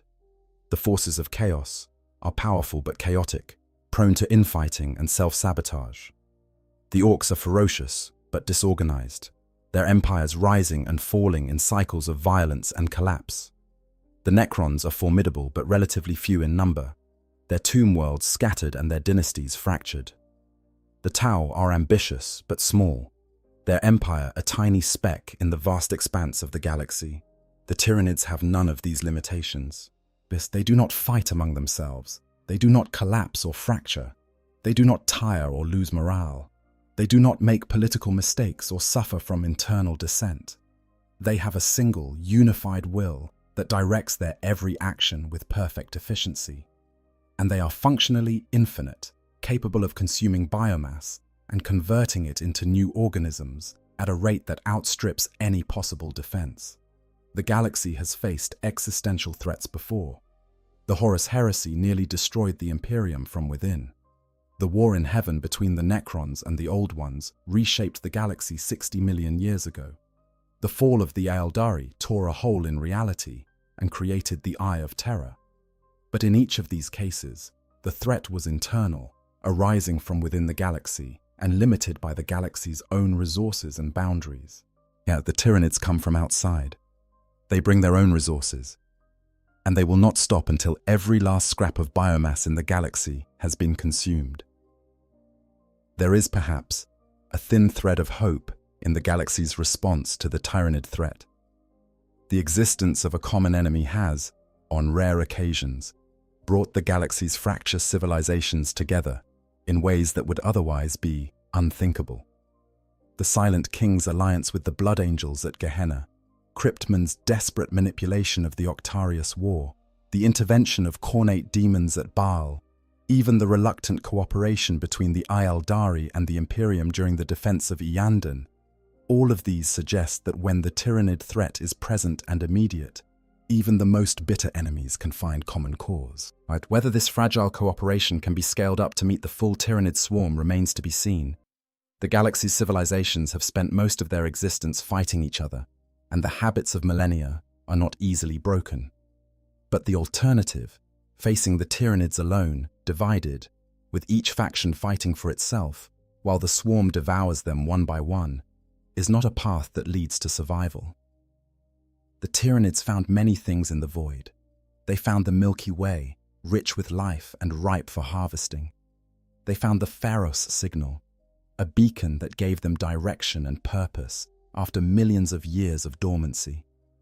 They found a galaxy divided against itself, its civilizations so consumed by internal conflict that they could barely muster a coordinated response to an external threat. But they also found resistance. They found worlds that did not fall easily, defenders who would not break, warriors who chose to die on their feet rather than be consumed. They found the Ultramarines at Makrag, who held the line at a cost that would have broken lesser warriors. They found the Blood Angels at Baal, who fought with a fury that matched the Tyranids' own. They found the Silent King, who recognized the threat and began marshalling the most ancient and powerful military force in the galaxy to oppose it. The Tyranids found a galaxy that, for all its divisions and dysfunctions, is not ready to die. Whether that will be enough remains to be seen. The swarm is vast, and it is patient, and it is hungry. It has been crossing the void for longer than most civilizations have existed, and it has consumed more galaxies than we can count. It does not know fear. It does not know doubt. It knows only the imperative that has driven it since the beginning of its existence: consume, grow, survive, and evolve. But the galaxy knows something too. It knows how to fight. It knows how to sacrifice. It knows how to endure, even when endurance seems impossible. And in the grim darkness of the far future, where there is only war, that may be the only advantage that matters. The void is not empty. Something is coming. It is always coming, and we will be here when it arrives. What still lurks beyond? Before we close this exploration, there is one final thought worth considering. One more thread to pull in this web of darkness and hunger. Everything we have discussed tonight, the hive fleets, the tyrannic wars, the Genestealer cults, Hive Fleet Tiamat, and its bizarre construction project, on all of this represents what the Tyranids have done since arriving at the edges of our galaxy. But the question that keeps Inquisitors awake in their cells, and Margot's biologists muttering over their data slates, is a different one entirely. What else is out there? The Milky Way is just one galaxy among billions in the observable universe. If the Tyranids have been consuming galaxies for as long as some theories suggest, then the scale of their species is not merely galactic. It is universal. The hive fleets approaching the Milky Way may be one arm of a predator whose body stretches across clusters of galaxies, whose tendrils reach into corners of the universe that human beings will never see. The thought is almost too large to hold in a single mind. Most scholars who contemplate it find themselves retreating to safer, more manageable concerns. And it is easier to worry about the next splinter fleet, the next Genestealer uprising, the next world on the edge of being consumed. These are problems that can be fought, if not solved. The idea that the Tyranids are a universal phenomenon, a force of nature that has been reshaping the cosmos for longer than stars have burned, is a thought that breaks something fundamental in the human capacity for hope. And yet, it may be the truth. Consider the evidence. The Tyranids crossed the intergalactic void, a journey of millions of years through absolute nothingness. They did so with a certainty and a purposefulness that suggests they have done it before. Their biology is exquisitely adapted for void crossing, in ways that could only have developed through repeated exposure to that environment. Their strategic sophistication, that their ability to plan across millennia and adapt to any challenge, speaks to an intelligence that has been refined by countless encounters with countless civilizations across cosmic timescales. The hive mind is not young. It is not a new intelligence feeling its way through unfamiliar territory. It is ancient beyond reckoning, a consciousness that may be older than most of the stars in the sky. And it carries within it the genetic memory of every organism it has ever consumed, every world it has ever devoured, every galaxy it has ever stripped bare. When the hive mind looks at the Milky Way, it does not see the galaxy the way we see it. It does not see the Imperium of man as a mighty civilization, the Space Marines as fearsome warriors, the Necrons as an ancient and powerful threat. It sees biomass. Organized, yes. Defended, certainly. But ultimately, just biomass. Raw material waiting to be consumed and incorporated into the swarm. The hive mind has seen civilizations before. It has consumed them. It has taken their genetic material, their biological innovations, their evolutionary adaptations, and made them its own.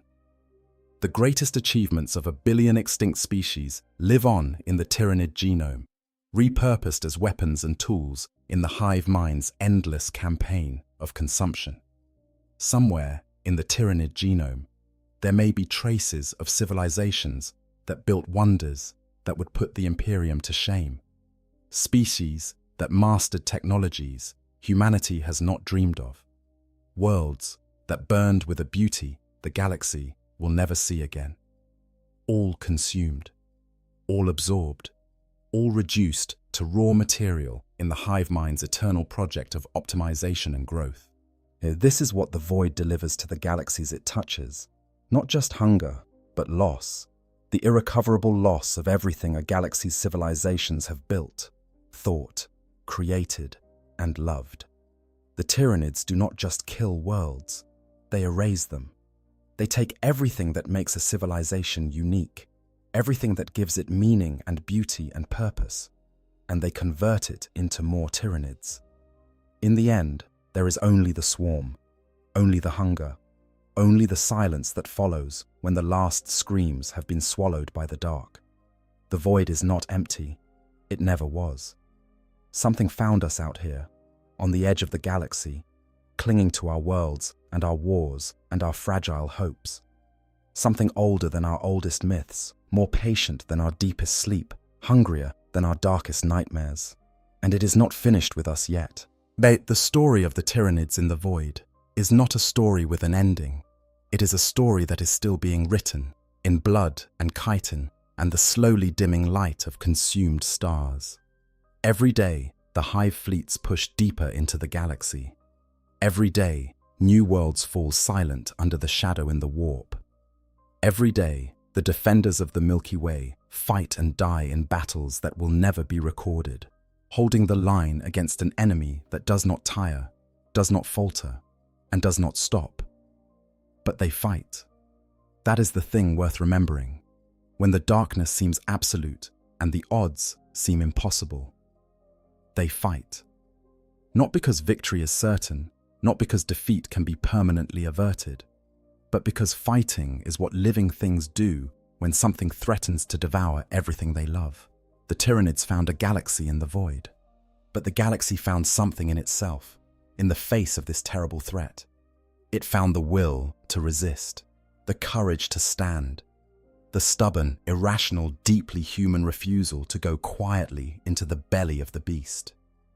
In the grim darkness of the far future, that may not be enough to save us, but it is enough to make us worth saving, and that, perhaps, is all that matters.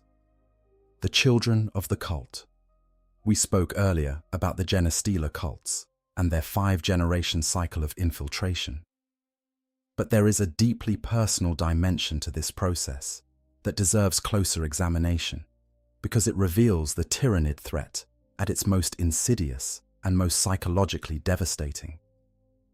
Imagine a world, not a fortress world or a shrine world, but an ordinary world, an agri-world perhaps, or a mining colony, a place where people live ordinary lives, working long hours in the fields or the tunnels, raising their families, attending services at the local chapel, sharing meals with their neighbors. It is a hard life, but it is their life, and they take pride in it. Now imagine that one day, deep in the underhive or in the abandoned tunnels beneath the mine, something stirs. A Genestealer, deposited by a previous hive fleet, perhaps centuries ago, awakens from its dormant state. It is hungry, but not for food. It is hungry for hosts. The first victim is someone who will not be missed immediately. A vagrant, perhaps, or a worker who has been assigned to a remote section of the mine. The Genestealer ambushes them, pins them down with its 4 powerful arms, and implants a portion of its genetic material through the ovipositor concealed within its tongue. The victim does not die. Well, they do not even fully understand what has happened to them. They feel strange for a few days, feverish and disoriented, but then the feeling passes, and they return to their normal life. But they are not normal. The Genestealer's genetic material has rewritten portions of their DNA, altering their brain chemistry in subtle but profound ways. They now feel a deep, instinctive loyalty to the creature that implanted them. They will protect it, feed it, and, when the urge becomes irresistible, they will seek out a mate and produce children. Those children are the first generation of the cult, and they are visibly marked. They may have an extra arm, or elongated skulls, or eyes that are slightly too large. Their parents hide them, protect them, or love them with a fierceness that is partly natural affection and partly the genetic programming of the Genestealer's implant. The children grow up in secret, hidden from the authorities, forming the nucleus of a community that exists in the shadows. By the 2nd and 3rd generations, the physical mutations become less pronounced. The cult members look increasingly human, able to move through society without attracting suspicion.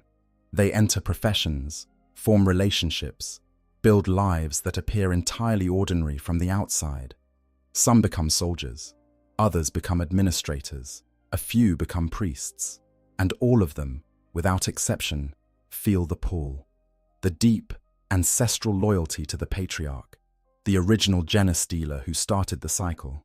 They may not fully understand what they feel or why they feel it, but they may interpret it as religious devotion, as love of family, as loyalty to a community that has always been marginalized and misunderstood.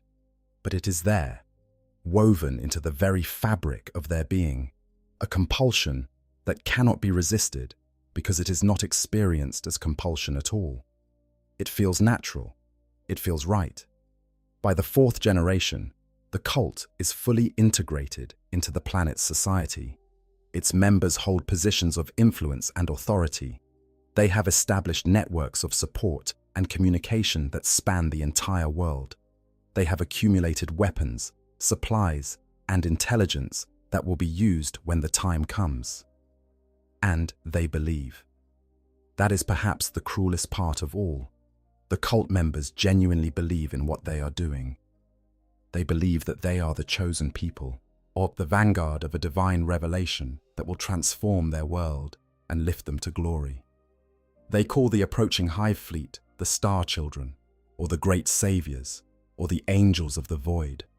They pray for its arrival with genuine fervor. They sacrifice for its cause with genuine devotion. They do not know what the hive fleet truly is. They do not understand that the star children they pray for are organisms designed to consume every shred of biomass on their world, including the cult members themselves.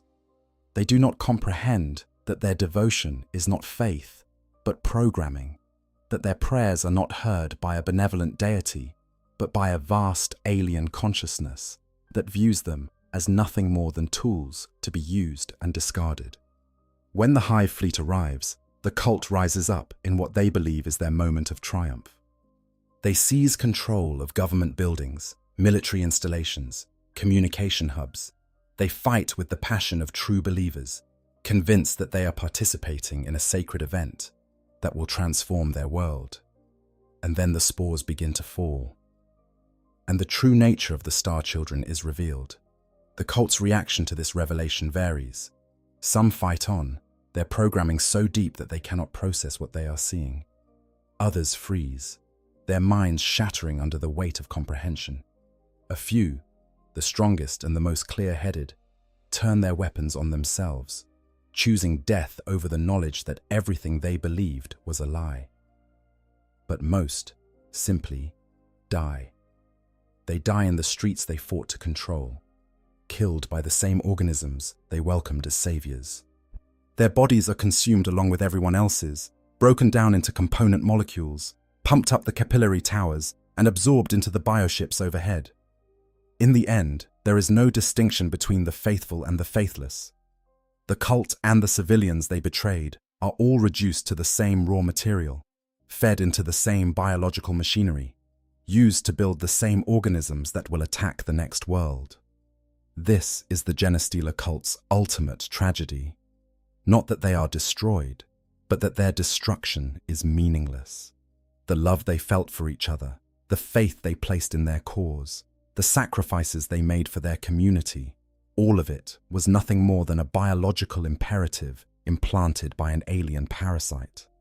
Their entire existence, from the first implantation to the final consumption, all was a manipulation, a trick played on them by a consciousness that did not care whether they lived or died, as long as they served their purpose. And the worst part is that they never knew. They went to their graves believing that they had served something greater than themselves, that their lives had meaning, that their sacrifices mattered. In a galaxy defined by grim darkness and the absence of hope, the story of the Genestealer cults may be the darkest of all. Because it is not a story about monsters and heroes. It is a story about ordinary people, betrayed by their own biology, dying for a cause that never existed, consumed by a god that was never listening.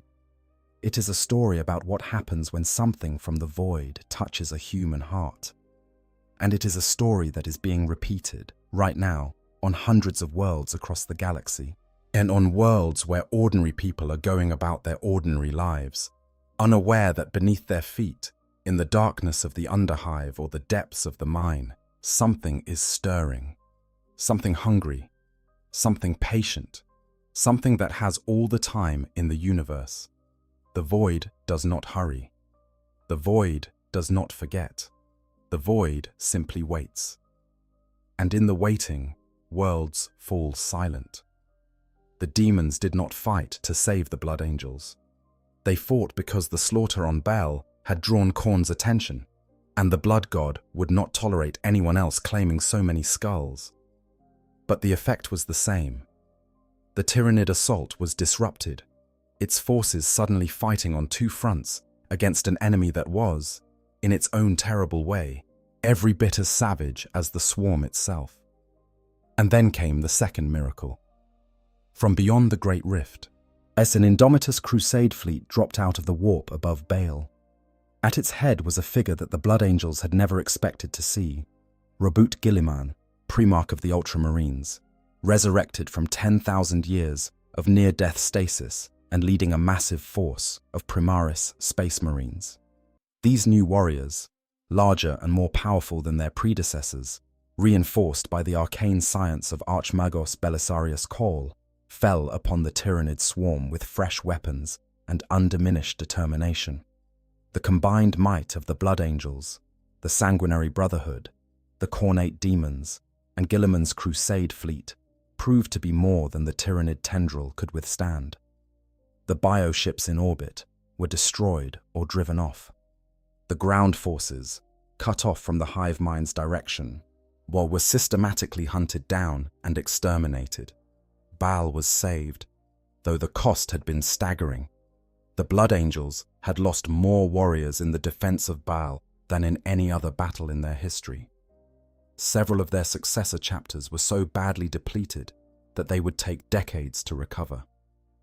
The fortress monastery would need to be rebuilt virtually from the ground up, and the deserts of Baal, already harsh and unforgiving, were now littered with the decaying remains of billions of alien organisms, their toxic biochemistry contaminating the soil and water for generations to come. But they had survived. Against all odds, against an enemy that should have overwhelmed them, the Blood Angels had held their ground and lived to fight another day. Dante, exhausted and wounded, as he stood among the ruins of his home and looked up at a sky that was, for the first time in months, free of Tyranid spores. He was alive. His chapter was battered, but unbroken, and the Primarch of the Ultramarines stood beside him, offering the hand of brotherhood across 10,000 years of separation. The Battle of Baal is important for reasons beyond its immediate military significance. It demonstrated that the Tyranids, for all their terrible power, could be defeated even when they committed overwhelming force. It showed that the galaxy's diverse factions, including unexpected ones like Cornate Demons, could contribute to the defense against the swarm, even if their motivations were entirely selfish. And it proved that the Imperium of man, for all its decay and dysfunction, they still possessed the capacity to produce warriors capable of standing against the worst the galaxy could throw at them. But the Battle of Baal also revealed something deeply troubling. The Tyranid tendril that attacked Baal was the largest ever recorded, and it represented only a fraction of Hive Fleet Leviathan's total strength. The rest of the Hive Fleet continued to advance on other fronts, its tendrils probing deep into Imperial space, consuming worlds and growing stronger with each victory. The defeat at Baal was a setback for the hive mind, but it was not a mortal blow. The swarm could absorb the loss and continue its advance, drawing on reserves of biomass and organisms that dwarfed anything the Imperium could muster. And the Tyranids had learned from Baal, just as they had learned from Macragge and Iyanden and every other battle they had fought. The hive mind had sampled the Blood Angels' genetic material, studied their tactics, analyzed their strengths and weaknesses. The next time the Tyranids encountered the Blood Angels, or any force that fought in a similar manner, they would be better prepared. The bioforms would be adapted, the tactics would be refined. The same tricks that had worked at Baal would not work twice. This is the essential tragedy of fighting the Tyranids.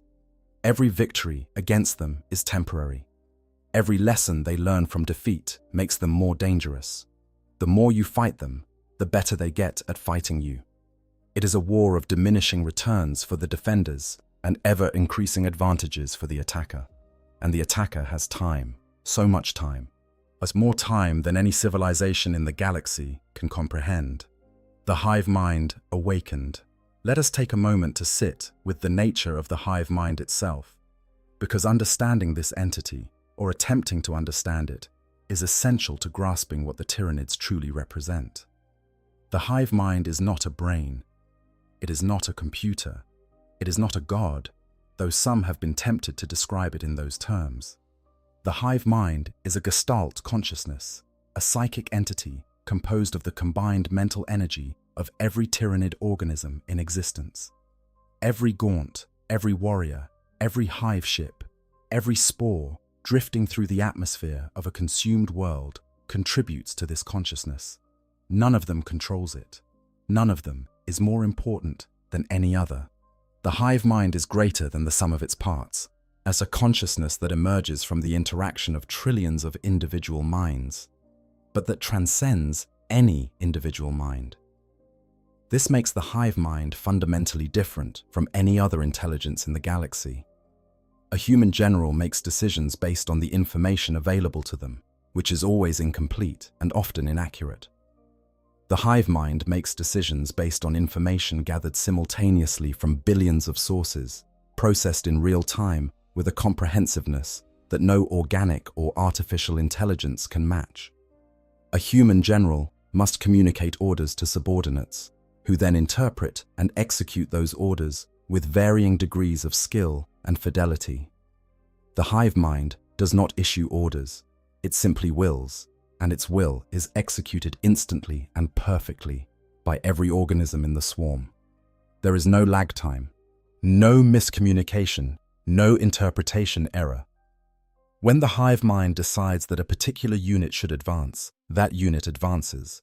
When it decides that a particular bioform should sacrifice itself to create an opening, that bioform does so without hesitation or complaint. This level of coordination gives the Tyranids a decisive advantage in combat. A hive fleet in battle is not an army in the conventional sense, a collection of individual units that must be managed and directed by a command structure. It is a single organism with millions of bodies, each one acting in perfect synchronization with all the others. Flanking maneuvers, feints, coordinated assaults on multiple positions, rapid redeployments in response to changing conditions, all of these happen with a speed and precision that no conventional military force can match. But the hive mind also possesses a form of memory that is fundamentally different from organic memory. When a Tyranid organism experiences something, that experience is not stored in the organism's individual brain. It is transmitted psychically to the hive mind and stored in the Gestalt consciousness. This means that the hive mind never forgets anything. The tactical data from the Battle of Macragge, fought over 250 years before the current era, is as fresh and accessible to the hive mind as the data from a battle fought yesterday. Moreover, when a Tyranid organism is killed, the knowledge it carried is not lost. It has already been transmitted to the hive mind and preserved in the Gestalt.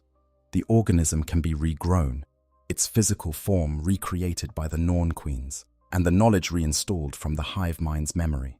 This is how the Swarm Lord can be killed and reborn repeatedly without losing any of its accumulated tactical experience. Each incarnation is a fresh body with an ancient mind. This form of collective memory has staggering implications for the long-term nature of the Tyranid threat. The hive mind remembers every battle it has ever fought, every enemy it has ever faced, every tactic that has ever been used against it. If, as some theories suggest, the Tyranids have been consuming galaxies for billions of years, then the hive mind's memory stretches back to the dawn of the universe itself. It carries within it the accumulated knowledge of countless extinct civilizations, each one adding to the vast reservoir of tactical, biological, and strategic data that the hive mind draws upon. This is why the Tyranids seem to learn so quickly. They are not starting from scratch when they encounter a new enemy. They are drawing upon a database of conflict experience that spans cosmic timescales and galactic distances. Somewhere in the hive mind's memory, there may already be a template for dealing with power-armored super soldiers, or psychic warriors, or heavily fortified worlds. The adaptations the Tyranids develop in response to Imperial tactics may not be newly invented solutions, but ancient strategies dusted off and applied to a familiar type of problem. The hive mind's psychic presence also has a direct effect on the fabric of reality in its vicinity, beyond the already devastating shadow in the warp. Some psychers who have attempted to probe the hive mind describe encountering not just an alien intelligence, but an alien reality, as a way of perceiving the universe that is so different from human experience that it cannot be translated into human terms. The hive mind does not see the universe as a collection of objects and beings. It sees it as a collection of resources and obstacles, biomass to be consumed and threats to be neutralized. There is no beauty in the hive mind's perception, no sense of wonder or appreciation. There is only the cold, endless calculus of consumption and growth.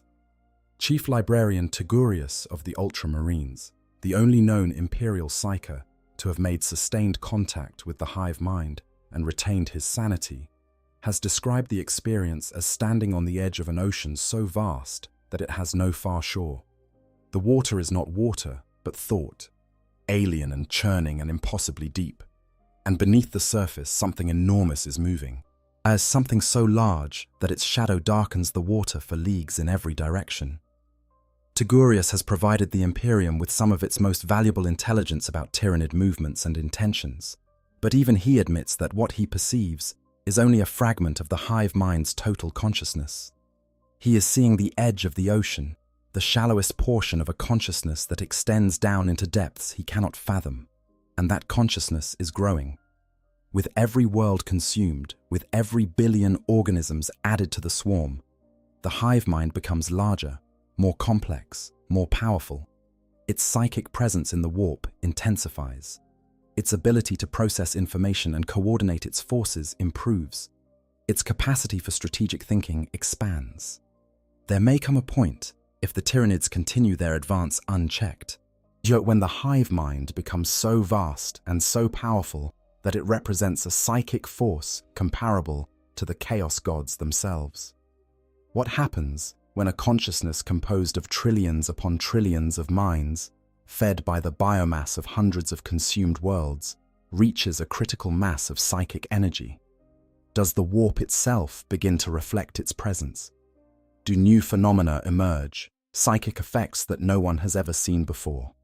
These are questions that the scholars of the Imperium are only beginning to ask, and they have no answers. The hive mind is growing, and the rate of its growth is accelerating. Each world consumed makes it stronger, and each increment of strength makes the next world easier to consume. It is a feedback loop with no natural endpoint. The hive mind will continue to grow until it runs out of biomass to consume. And in a galaxy teeming with trillions of living beings, spread across billions of worlds, it will not run out anytime soon. The worlds that fell silent. Throughout our exploration tonight, we have focused on the great battles and the strategic sweep of the tyrannic wars. But behind the grand narratives, behind the names of hive fleets and the dates of campaigns, there are the worlds themselves. The worlds that fell silent, the worlds that the galaxy will never hear from again. Each of those worlds had a name, each had a population, each had a history, a culture, traditions and stories and songs that had been passed down through generations. Families lived on those worlds, children went to school, workers tended their fields and operated their machines. People fell in love, argued with their neighbors, worried about the future, they dreamed about the stars. And then the Tyranids came, and all of it was gone. The world of Prandium, which we mentioned earlier, was known throughout Ultramar as a place of exceptional natural beauty. Its rolling hills and temperate climate made it one of the most pleasant worlds in the sector. Its agricultural output fed billions. Its orchards and vineyards produced foods that were exported across Ultramar, luxury goods that brought pleasure and comfort to people who lived hard lives in a hard galaxy. After the Tyranids finished with Prandium, there was nothing left. Not a blade of grass, not a drop of water, not a single bacterium clinging to the surface of a rock. The world was dead in a way that went beyond normal comprehension of death. It was not a ruin, it was not a wasteland, it was nothing. An absence where something had once been. The emotional weight of these losses is difficult to convey because the numbers involved are so large that they become abstract. Billions of people died on the worlds consumed by the Tyranids. Billions. Each one of them a conscious being with their own thoughts, their own fears, their own small and precious life. The galaxy is poorer for their loss in ways that cannot be measured or calculated. And the losses are not limited to human worlds. The Tyranids consume everything, regardless of the intelligence or sophistication of the beings that inhabit a world. Alien ecosystems that evolved over billions of years, complex webs of life that represented unique and irreplaceable biological heritage, all consumed. Species that had never been catalogued, never been studied, never even been named, or were driven to extinction before anyone knew they existed. Each consumed world is a library burned, a symphony silenced, a story that will never be told. This is what the Void brought to the galaxy. Not just a military threat, not just a strategic challenge, but an existential catastrophe that erases the very things that make life worth defending. The Tyranids do not merely kill, they unmake. They take everything that is and reduce it to raw material, stripping away meaning and beauty and memory, and leaving only silence and bare stone. There are those in the Imperium who argue that this makes the Tyranid threat fundamentally different from all others, and that it demands a fundamentally different response. Chaos can be fought with faith and steel.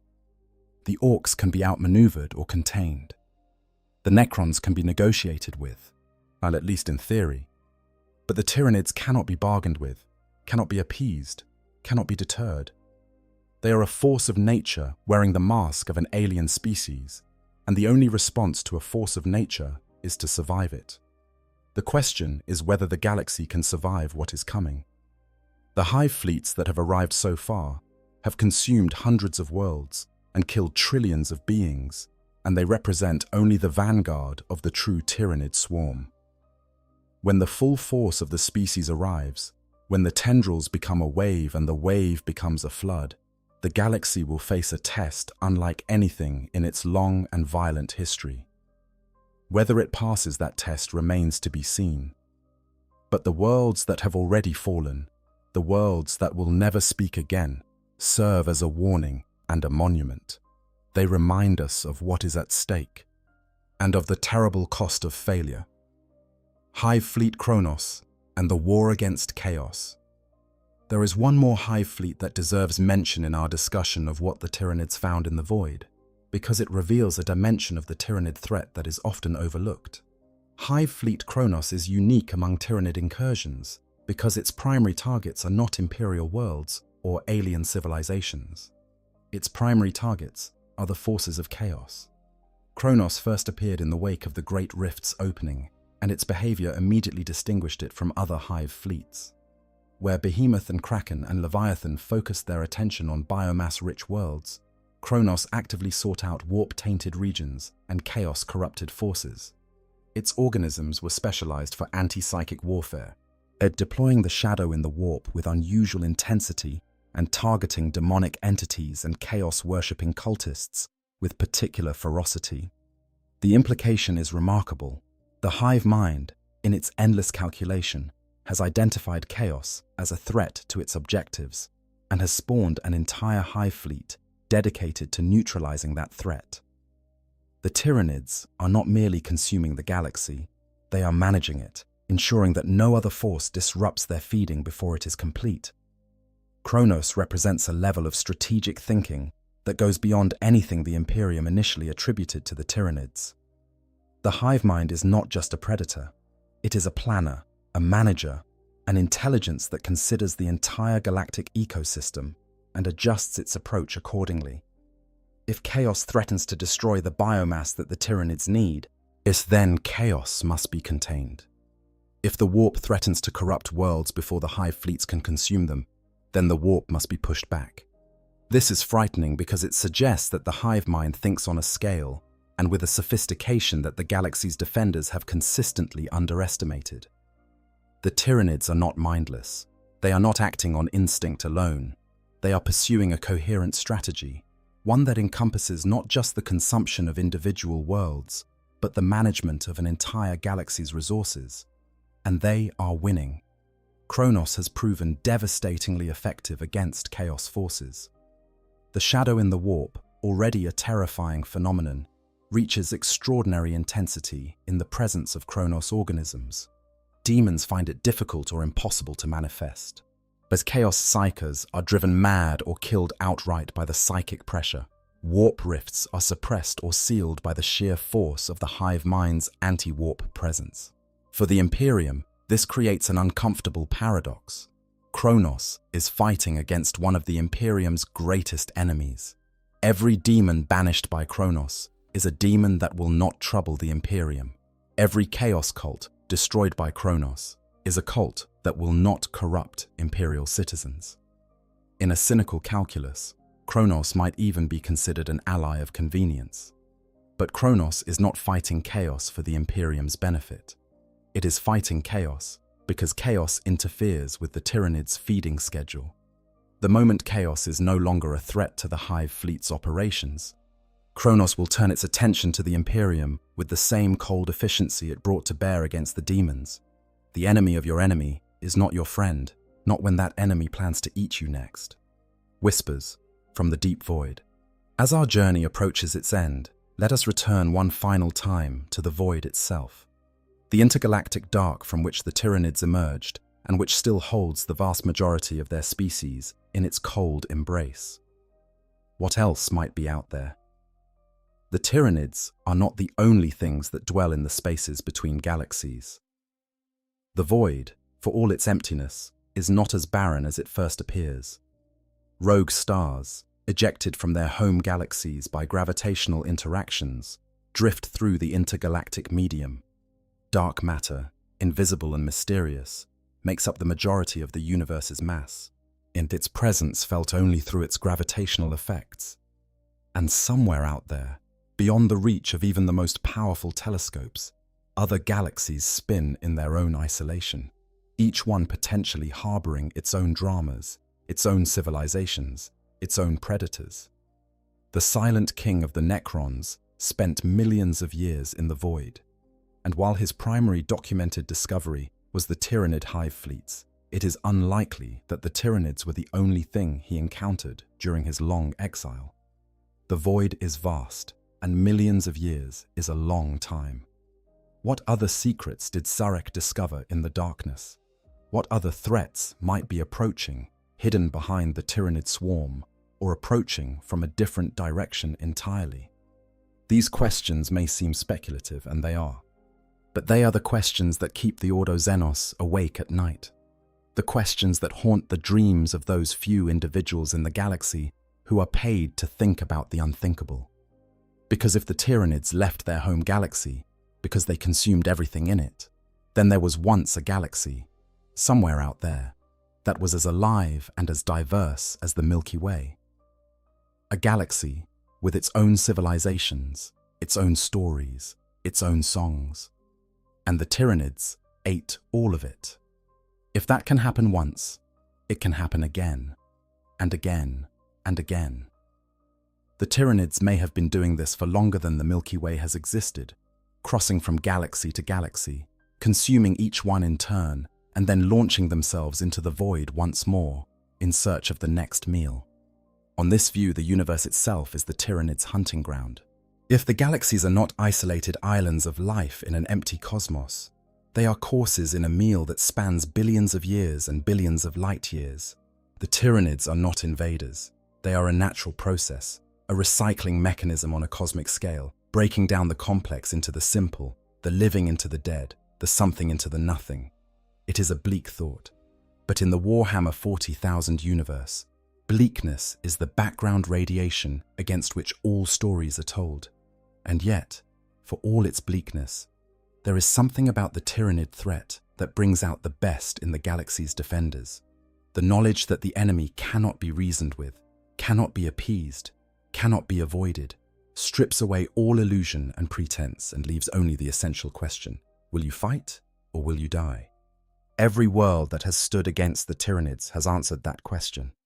Every soldier who has fired a laser gun into the swarm, every space marine who has charged into the chitinous mass, every citizen who has picked up a weapon and stood beside their neighbors in the face of the oncoming tide, has answered that question. They fight, knowing that they might lose, knowing that even if they win, the swarm will come again, knowing that the void still holds more than they can imagine. They fight because fighting is what the living do when something threatens to devour everything they love. And sometimes, against all odds, against all reason, against the cold mathematics of consumption and growth, they win. Not forever, not decisively, but they win today, and today is all anyone has ever had. But the unanswered questions. Let us close with the questions that remain unanswered, the mysteries that lurk at the edges of what we know about the Tyranids and their journey through the void.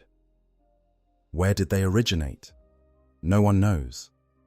The hive mind keeps its secrets well, and the genetic evidence that might reveal the Tyranids' homeworld, or home galaxy, is buried beneath billions of years of accumulated adaptations. Some have speculated that the Tyranids originated in a galaxy far beyond our local group, one so distant that light from it has not yet reached the Milky Way. Others believe they may have originated in the Milky Way itself, during a previous cosmic age, only to leave and return after consuming other galaxies in the interim. There is no evidence to support or refute either theory. Are they running from something? Or this question has been debated endlessly, and there is no consensus. The evidence can be interpreted either way. The Tyranids' relentless forward momentum could be the desperate flight of a species pursued by a greater predator, or it could simply be the natural behavior of a species that has consumed its previous feeding ground and is moving on to the next. Unless the Imperium develops the ability to survey the intergalactic void, which is far beyond its current technological capability, this question may remain unanswered indefinitely. What is the full extent of the Tyranid species? The hive fleets that have entered the galaxy are confirmed to be only a fraction of the total Tyranid biomass. But how large is the whole? Is it 10 times the size of what has arrived so far? 100 times? 1,000? The Imperium has no way to determine the total size of the Tyranid species, because the bulk of it remains in the intergalactic void, beyond the reach of any sensor or auger. Some estimates, based on the density of organisms in the detected hive fleets and the assumed size of the approaching swarm, suggest numbers so large that they are literally meaningless in practical terms. The full Tyranid species may contain more individual organisms than there are stars in the Milky Way. What is the structure on Zeophoria? Hive Fleet Tiamat's organic construction project remains one of the most alarming mysteries in the current era. The leading theory, that it is a psychic beacon designed to guide more hive fleets to the galaxy, is supported by circumstantial evidence but remains unconfirmed. Other theories propose that it could be a weapon and a communication device, a navigational aid, or something entirely beyond Imperial comprehension. Without the ability to study the structure directly, which the Tyranids have violently prevented, the Imperium cannot determine its true purpose. Can the hive mind be killed? This is perhaps the most important question of all, and the answer is deeply uncertain. The hive mind is not a physical entity that can be shot or bombed. It is a psychic phenomenon that exists as long as Tyranid organisms exist to sustain it. Killing every Tyranid organism in the galaxy would presumably destroy the portion of the hive mind that exists within the galaxy. But the hive mind extends beyond the galaxy, carried by the countless organisms still drifting through the intergalactic void. Even if the Milky Way was somehow purged of every last Tyranid cell, or the hive mind would survive in the void, diminished but not destroyed, waiting for an opportunity to return. This is the ultimate horror of the Tyranid threat. It may not be possible to truly defeat them. The galaxy can fight them, can slow them, can win individual battles, and even individual wars. But as long as the void holds Tyranid organisms, the threat persists. The hive fleets can be destroyed, and new ones will arrive. The Genestealers can be purged, and new infiltrators will be seeded. The consumed worlds can be mourned, and more will fall. The Tyranids found the Milky Way in the void. They found it rich and alive and ripe for the harvest. They found civilizations that could fight, but not forever. They found a galaxy that had spent 10,000 years tearing itself apart, weakening itself, but making itself vulnerable to exactly the kind of threat that the Tyranids represent. And they found something else, something that the hive mind, for all its vast intelligence, may not fully understand. They found defiance. The stubborn, irrational, magnificent refusal of living beings to accept their own consumption. The willingness to fight, even when the mathematics say you cannot win. The courage to stand in the path of the swarm and say no further. It may not be enough. In the long run, against a threat this vast and this patient, it may not be enough. But it is something. It is the one thing that the hive mind, with all its trillions of minds and billions of years of experience, has never been able to consume, the spirit to resist. And as long as that spirit endures, the galaxy is not yet lost. The void stretches on, a cold and dark and patient. Somewhere in that darkness, the swarm moves, slowly, steadily, inexorably. It has no name for what it does. It has no word for the hunger that drives it. It simply moves, and where it moves, silence follows. But in the Milky Way, the lights still burn, the forges still hammer, the prayers still rise, the guns still fire, a galaxy beset by enemies on all sides, crumbling under the weight of its own contradictions, riven by conflict and corruption and despair, nevertheless endures. It endures because its people choose to endure. Because every dawn brings a choice, and every day, on a million worlds under alien stars, someone chooses to fight. Not because they are certain of victory, not because they believe the darkness can be permanently defeated, but because the alternative is to simply lie down and be consumed. And that is something the living cannot do. The Tyranids found many things in the void, but they have not yet found the thing that would end this war. They have not found a galaxy willing to die. And that, in the end, may be the most important discovery of all. The creatures born for the void. We have spoken at length about the hive fleets and the battles they have fought. But there are specific organisms within the Tyranid swarm that deserve closer attention, particularly those that were designed for the journey through the intergalactic void, and those that serve specialized roles in the invasion of star systems. The void-swimming broods are among the most alien and least understood Tyranid organisms. These are small swarms of void-capable creatures that can be launched from larger bioships against enemy vessels, of functioning in much the same way that attack craft and bombers function for other spacefaring civilizations, but where an Imperial fighter bomber is a machine made of metal and powered by Promethium. A void-swimming brood is a collection of living organisms that can survive and maneuver in the hard vacuum of space. Think about what that means for a moment. These creatures breathe no air. They feel no cold. The hard radiation of deep space, which would kill an unprotected human in minutes, passes through them without effect. They propel themselves through the vacuum using biological mechanisms that Imperial science cannot fully explain, accelerating and maneuvering with a speed and agility that would be impressive for a conventional spacecraft. They carry bioweapons that can pierce the armored hulls of warships, and they attack with the coordination and purpose that the hive mind grants to all its organisms. These void swimmers are a product of evolution in the intergalactic void. They represent the Tyranid species' solution to the problem of surviving and operating in the most hostile environment imaginable. And they demonstrate, in the most visceral way possible, that the void did not merely preserve the Tyranids. It shaped them into something more dangerous, more versatile, and more alien than they would have been if they had never left their home galaxy.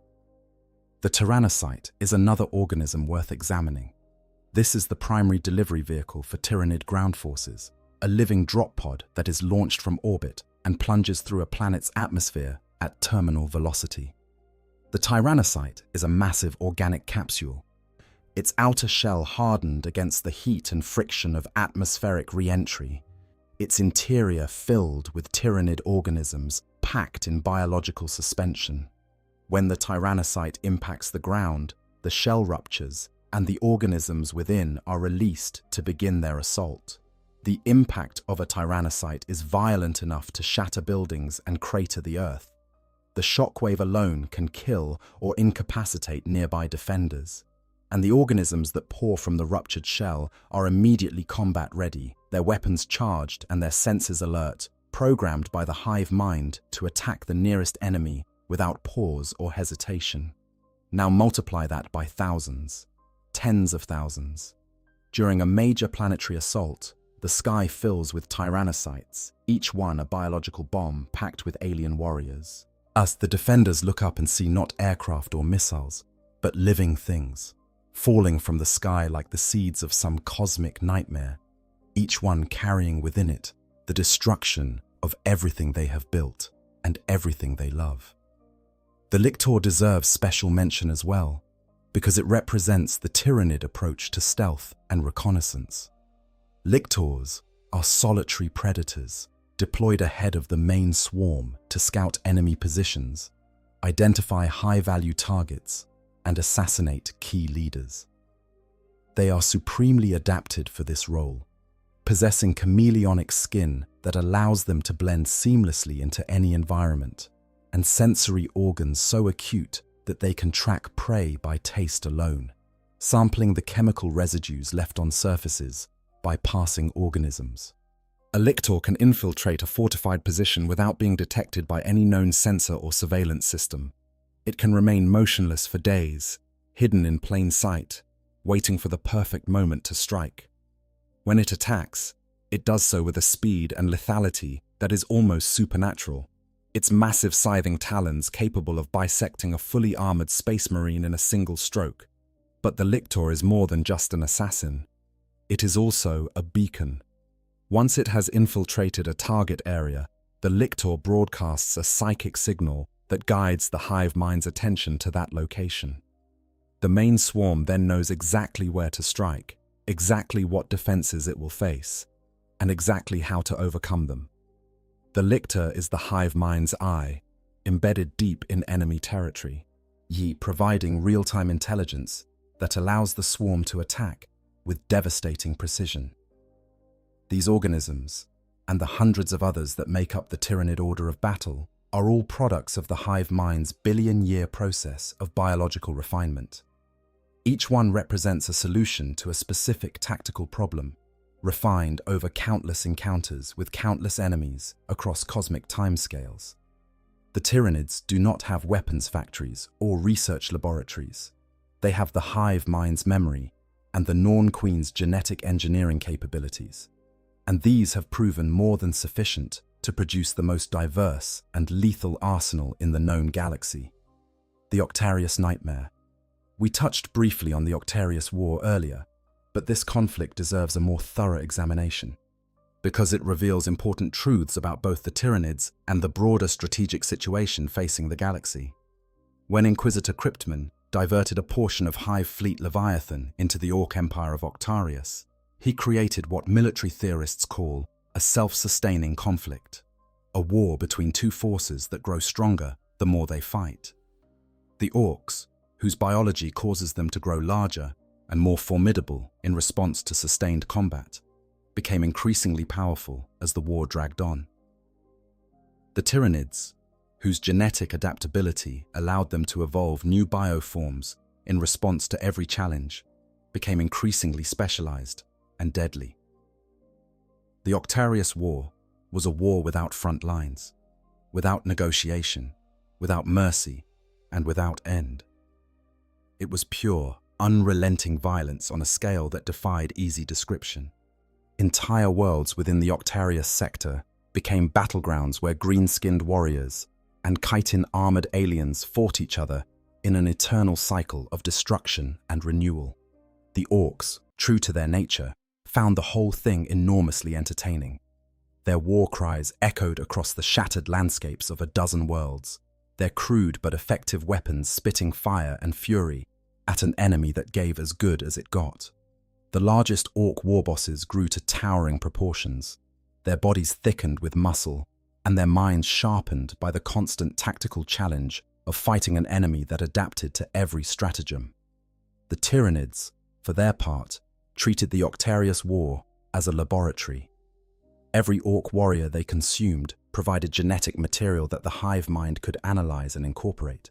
When the Tyranids that fought in Octarius developed adaptations specifically designed to counter Orc biology. Thicker armor to resist the crude but powerful Orc weapons, faster reflexes to match the Orcs' ferocious close combat style, and more potent toxins to overcome the Orcs' legendary resistance to pain and injury. As the war progressed, both sides escalated. The Orcs produced increasingly large and powerful war machines, cobbled together from scrap metal and powered by the almost supernatural mechanical aptitude that their species possesses. The Tyranids responded with larger and more powerful bioforms, eventually deploying biotitans, organisms so massive that they could stand eye to eye with the Orc's largest mechanical walkers. The fighting was so intense that it generated its own ecosystem. Spores from Tyranid organisms mixed with Orc spores in the soil, creating hybrid environments of fungal and Tyranid growth that were hostile to both sides and utterly lethal to any other form of life. The atmosphere of some Octarius worlds became so thick with biological contaminants that unprotected humans would die within minutes of exposure. Kryptman's gambit worked, in the sense that it diverted a massive Tyranid force away from Imperial space, but it also created a monster. When the Tyranids eventually prevailed in Octarius, absorbing the vast quantities of Orc biomass and incorporating the Orcs' biological innovations into their own genome, the resulting swarm was demonstrably more dangerous than the one that had entered the sector.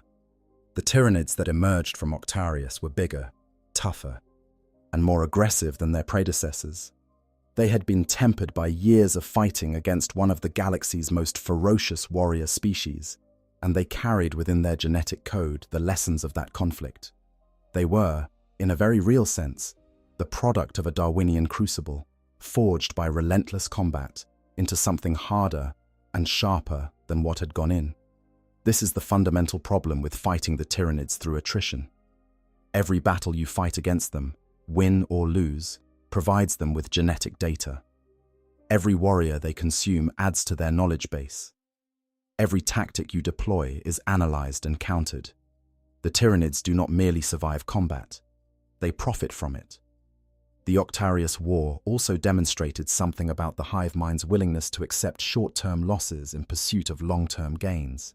Yet the Tyranid forces committed to Octarius suffered enormous casualties.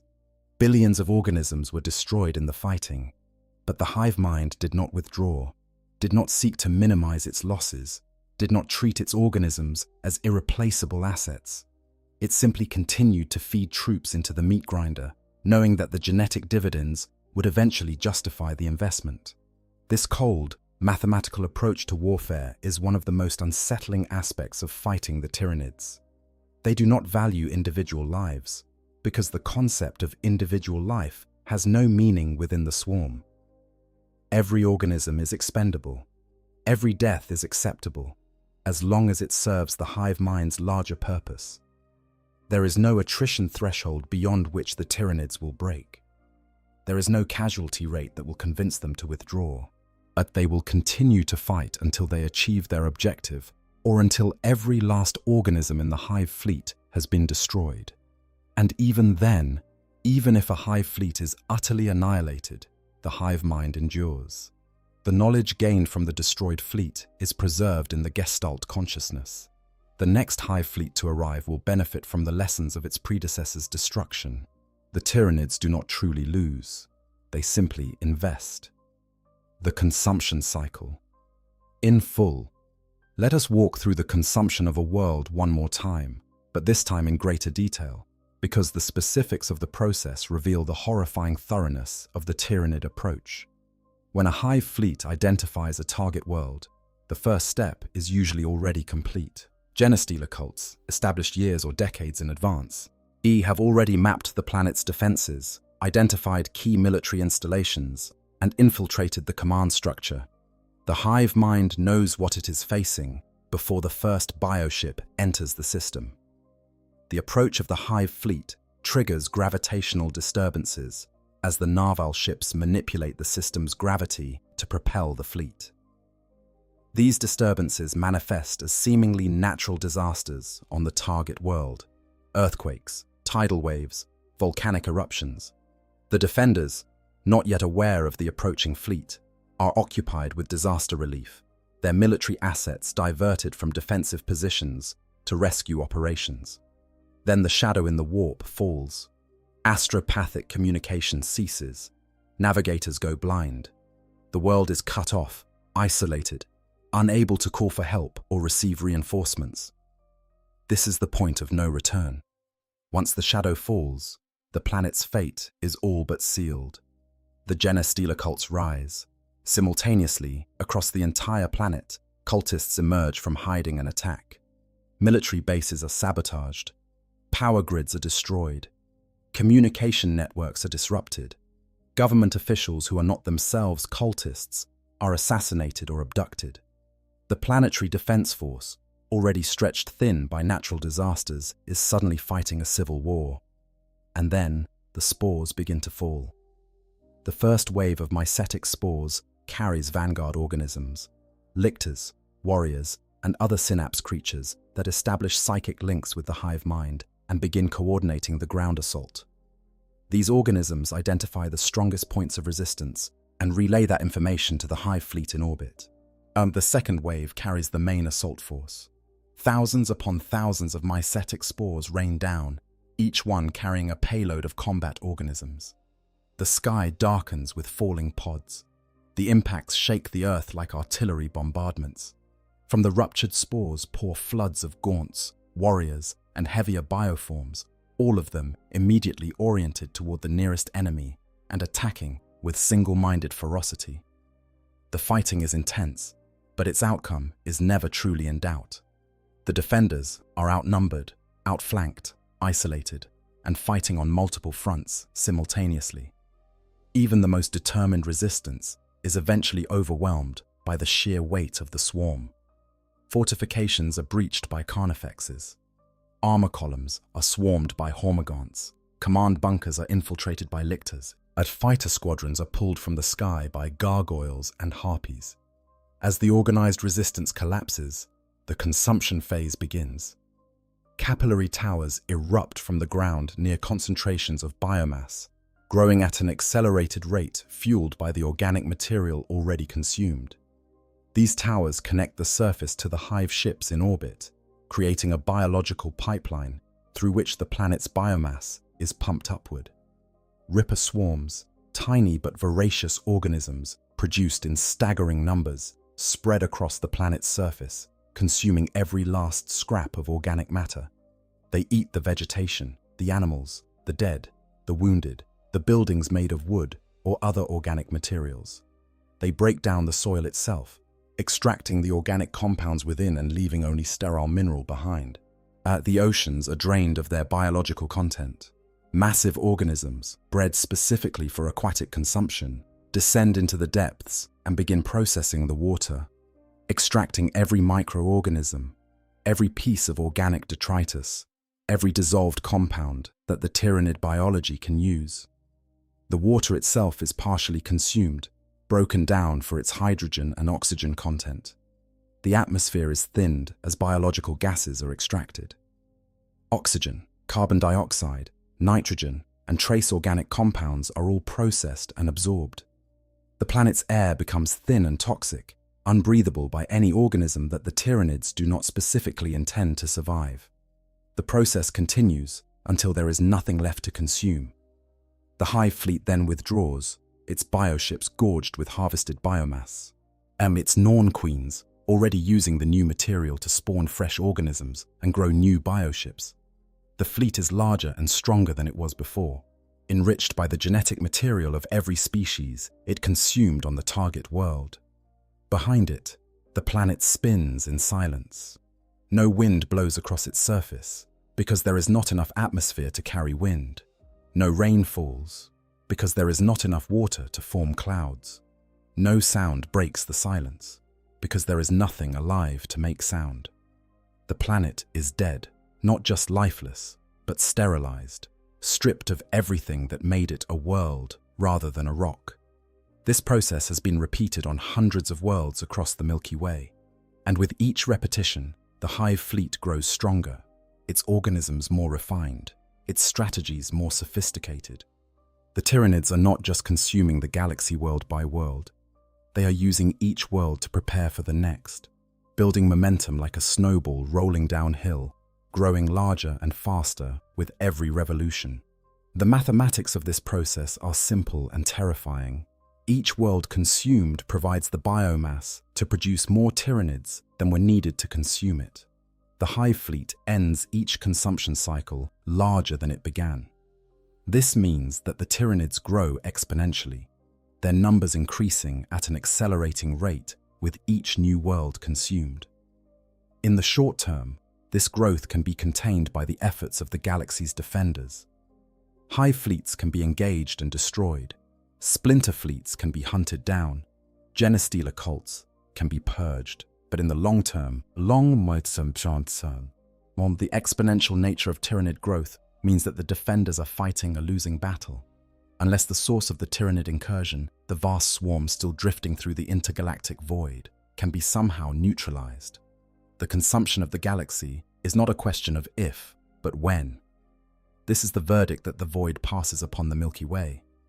Not a sentence of immediate execution, but a slow, inevitable decline. World by world, system by system, the lights of the galaxy will go out, replaced by the cold silence of consumed worlds and the growing, insatiable hunger of the swarm. Unless something changes, unless someone finds a way to break the cycle, unless the galaxy, in all its diversity and dysfunction, can find the unity and the will to face the darkness together. The void is patient, the swarm is patient, but the living are stubborn, and stubbornness, in the face of extinction, is its own kind of weapon. The story is not over. The galaxy still fights, the lights still burn, and somewhere, on a world you have never heard of, a soldier you will never meet is standing in the path of the swarm, weapon raised, heart pounding, choosing to face the impossible because the alternative is unthinkable. That soldier is the galaxy's answer to the void. Not a weapon or a strategy or a miracle, but a choice. The choice to fight, the choice to endure, the choice to be more than just biomass waiting to be consumed. And as long as that choice is made, as long as there are beings in the galaxy willing to make it, the Tyranids have not yet won. The void delivered hunger to the galaxy answered with defiance, and the war continues. Thank you so much for staying with me through this journey, everyone. If you enjoyed this deep exploration into the Tyranid lore and what they found lurking in the darkness between galaxies, please hit that like button and subscribe to Q on 40K. Your support means the world to me and helps keep these long-form lore explorations coming. Leave me a comment below with your thoughts. I would love to hear your theories about the Tyranids, about what hive fleet Tiamat is constructing, and about whether you think the galaxy can ultimately survive the Great Devourer. Until next time, stay safe, stay curious, and remember, the void is vast, but the will to endure is vaster still. The aftermath of the Pharaohs. There is a detail about the Pharaohs incident that we have not yet fully explored, and it carries implications that stretch across the entire timeline of the Warhammer 40,000 setting. When Barabbas d'Antioch overloaded the Pharos device on Sotha during the Horus Heresy, the immediate consequences were visible and dramatic. The Night Lord's fleet was scattered, the device went silent, and the battle was won. But the long-term consequences were invisible and infinitely more devastating, and they would not become apparent for 10,000 years. The Pharaohs was not merely a communication device or a navigation beacon. It was a piece of Necron technology, part of a galaxy-spanning network of quantum empathic resonance beacons that the Necrons had built millions of years ago. These devices operated on principles so far beyond Imperial science that even the greatest tech priests of the Adeptus Mechanicus could barely comprehend their basic functions, let alone understand the deeper physics that governed their operation. When the Pharaohs overloaded, it did not simply emit a burst of psychic energy. It broadcast on a frequency that was fundamentally different from the warp-based psychic emissions that the galaxy's psykers produced. The Pharos signal was based on empathy, on the quantum entanglement of particles that resonated with emotional states across impossible distances. This is why the signal was able to cross the intergalactic void, something that conventional warp-based psychic signals could not have done. The warp, for all its power, is a reflection of the Milky Way's own psychic ecosystem. Its influence fades with distance from the galaxy that generates it. But the Pharos signal was not bound by these limitations. It operated in real space, propagating at the speed of light or faster through the quantum fabric of the universe itself. The Tyranids, drifting in their dormant state in the void between galaxies, would not have been able to detect a warp-based signal. The warp does not extend into the intergalactic void in any meaningful sense. But the farthest signal, operating on principles that transcended the warp, reached them. It pierced the silence of the void like a scream in an empty cathedral, and the hive mind, which had been dreaming its cold dreams for millions of years, heard it. This raises an interesting question. Is the hive mind sensitive to the same empathic frequencies that the pharaohs broadcast? And if so, what does that tell us about the nature of Tyranid consciousness? The pharaohs was powered by empathy, by the emotional connections between living beings. Its signal was strongest when those emotions were most intense: fear, love, desperation, hope. During the Battle of Sotha, when the device was being overloaded, the emotional intensity in its vicinity was extreme. Space Marines fighting for their lives, mortal soldiers facing annihilation, a warsmith sacrificing himself to save his comrades. All of these emotions fed into the pharaohs and amplified its signal to a level that had never been intended. If the hive mind can detect these empathic frequencies, then it suggests that the Tyranids are not merely drawn to biomass. They are drawn to life itself, to the psychic and emotional energy that living beings generate. The biomass is the meal, but the psychic signal is the scent that draws the predator to the table. This interpretation has profound implications for the Astronomicon, the great psychic beacon that the Emperor of Mankind projects from the Golden Throne on Terra. The Astronomicon is the brightest psychic signal in the galaxy, a constant blazing presence in the warp that guides ships and sustains the Imperium. If the Tyranids are drawn to psychic energy as well as biomass, then the Astronomicon is not just a navigation aid, it is an advertisement, a permanent, unceasing beacon that broadcasts the location and richness of the Milky Way to anything in the universe with the sensitivity to detect it. Some scholars within the Ordo Xenos have suggested, quietly and with great trepidation, that the Astronomicon may be the primary reason the Tyranids are converging on the Milky Way from multiple directions. The pharaohs gave them their initial direction, but the Astronomicon, burning constantly since the Emperor was interred upon the Golden Throne 10,000 years ago, has been drawing them ever since. It is possible that every hive fleet approaching the galaxy from the intergalactic void is being guided, at least in part, by the Emperor's own psychic light. The irony is almost unbearable. The Astronomicon, the single most important asset the Imperium possesses, the beacon without which interstellar travel and communication would be impossible, may also be the signal that is guiding the galaxy's greatest enemy to its doorstep. The Emperor's light, which sustains the Imperium and protects it from the horrors of the warp, while it may simultaneously be calling down a different kind of horror from the void between galaxies. If this theory is correct, then the Imperium faces an impossible dilemma. Extinguish the Astronomicon, and the Imperium collapses overnight. Its worlds isolated, its fleets lost, its defenses shattered. Maintain the Astronomicon, and the Tyranids continue to converge, drawn by the light like moths to a flame, their hive fleets growing more numerous and more powerful with each passing century. There may be no right answer. There may be no way to win, only ways to survive a little longer. After the heresy, Reboot Guilliman ordered the pharaohs destroyed. Thousands of tons of Necron machinery were removed from Mount Pharos, and the tunnels were filled with millions of tons of ferrocrete.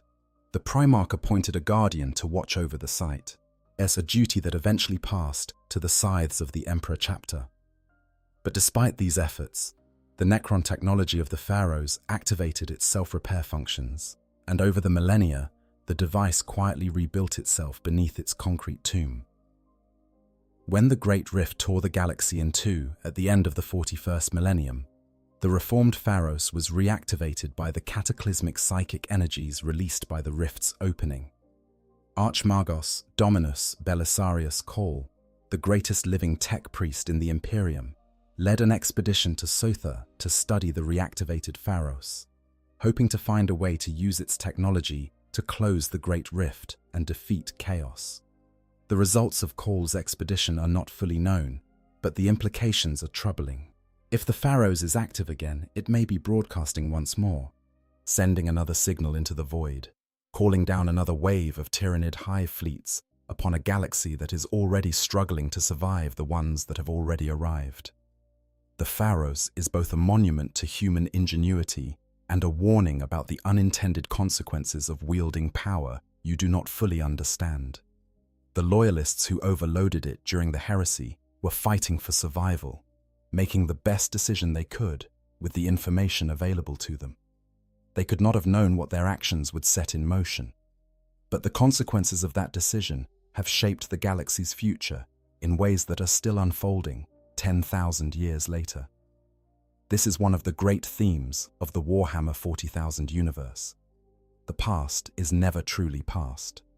The decisions made in desperation 10 millennia ago continue to echo through the present, their consequences growing larger and more devastating with each passing century. The Pharaoh's signal is still reverberating through the void, and the creatures it awoke are still coming. The ships that swim between stars. Before we consider the full scale of the approaching swarm, there is one more organism that warrants detailed examination: the narval. This creature is, in many ways, the single most important organism in the entire Tyranid fleet, because without it, the hive fleets would be confined to a single star system, unable to cross the vast distances between stars at any meaningful speed. The narval is a bioship, but unlike the massive hive ships and Kraken-class vessels that make up the bulk of a hive fleet, as the narval is relatively small and appears almost fragile, it has no weapons. It has no armor to speak of. In a conventional naval engagement, a narval would be among the first casualties. But the narval possesses an ability that no other organism in the known galaxy can replicate. It can compress gravity. The narval uses a massive, horn-like protrusion on its prow to detect and manipulate gravitational fields at interstellar distances. By compressing the gravitational corridor between 2 points in space, the narval effectively creates a tunnel through which the hive fleet can travel at speeds far exceeding what would otherwise be possible. This is not warp travel.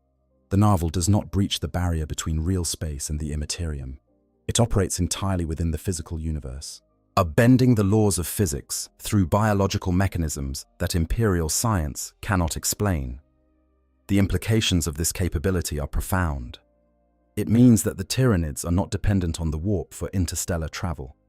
While every other spacefaring civilization in the galaxy relies on the warp to cross the distances between stars, a method that is dangerous, unpredictable, and increasingly unreliable since the opening of the Great Rift, the Tyranids have their own independent method of faster-than-light travel. The warp could collapse entirely, the Astronomicon could go dark, every navigator in the Imperium could die simultaneously, and the Tyranids would continue their advance unimpeded. This independence from the warp also explains how the Tyranids cross the intergalactic void. The warp, as we discussed earlier, does not extend meaningfully into the space between galaxies.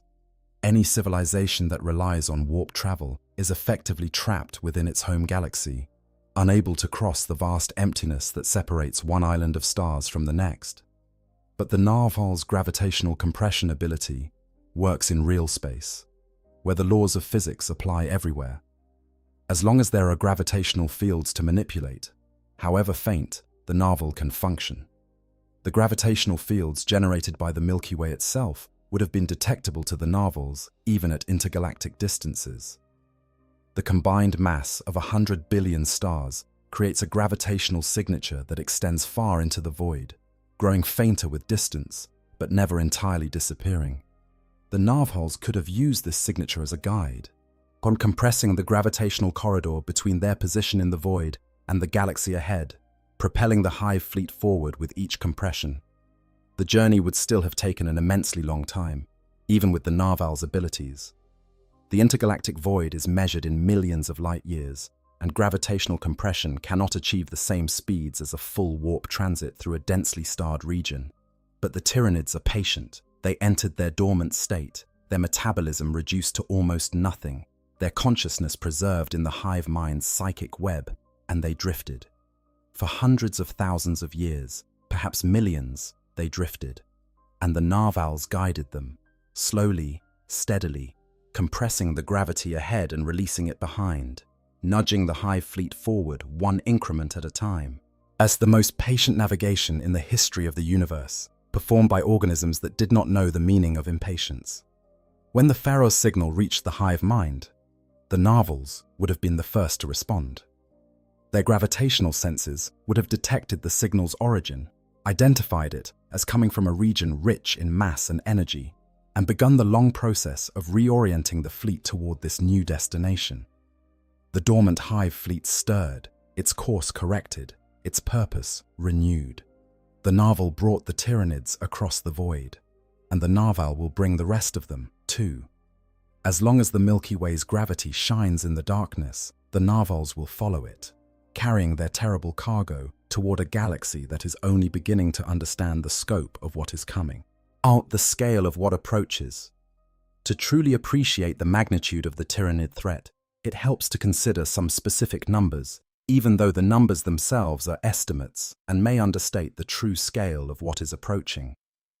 The Milky Way galaxy contains roughly 100 billion stars. Of these, a significant fraction have planetary systems, and a subset of those planetary systems contain worlds capable of supporting life. The Imperium of man alone claims sovereignty over approximately 1 million worlds, though the actual number of inhabited planets in the galaxy, including those controlled by other species, is likely several times that figure. Each of these worlds represents a concentration of biomass that the Tyranids find irresistible.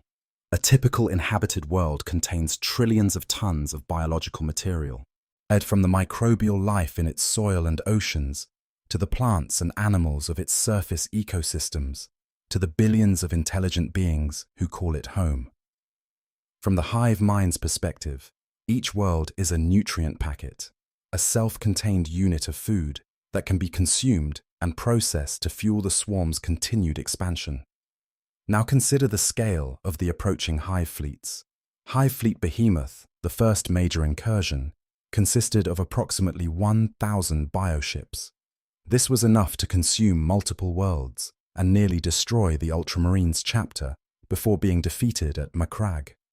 Hive Fleet Kraken was larger and more dispersed, its numerous tendrils spreading across hundreds of light years. Hive Fleet Leviathan was larger still, its two-pronged assault threatening entire segmentums of Imperial space. But these fleets, massive as they were, represent only the leading edge of the Tyranid advance. Behind them, still in the intergalactic void, is the main body of the swarm. The size of this main body has been estimated using various methods, including analysis of the gravitational disturbances caused by its approach and psychic impressions gathered by the most powerful Imperial psychers. The results are deeply alarming. Some estimates suggest that the main body of the Tyranid swarm contains orders of magnitude more biomass than everything that has entered the galaxy so far combined. If the hive fleets that have attacked the Imperium are the fingers of a hand, the main body is the body behind the hand, a concentration of biological material so vast that it beggars comprehension. The psychic impression of the approaching swarm, and as perceived by those rare psychers sensitive enough to detect it through the background noise of the warp, is consistent with these estimates. The swarm registers as an approaching darkness, a vast shadow in the psychic landscape that grows larger and closer with each passing year. Some psychers describe it as a wall, a solid barrier of alien consciousness that extends across an arc of the sky so wide that it seems to encompass the entire visible horizon. If these impressions are even approximately accurate, then the galaxy faces a threat that may be beyond its capacity to resist through conventional military means. No amount of soldiers, no number of warships, no fleet of space marines can hold back an ocean.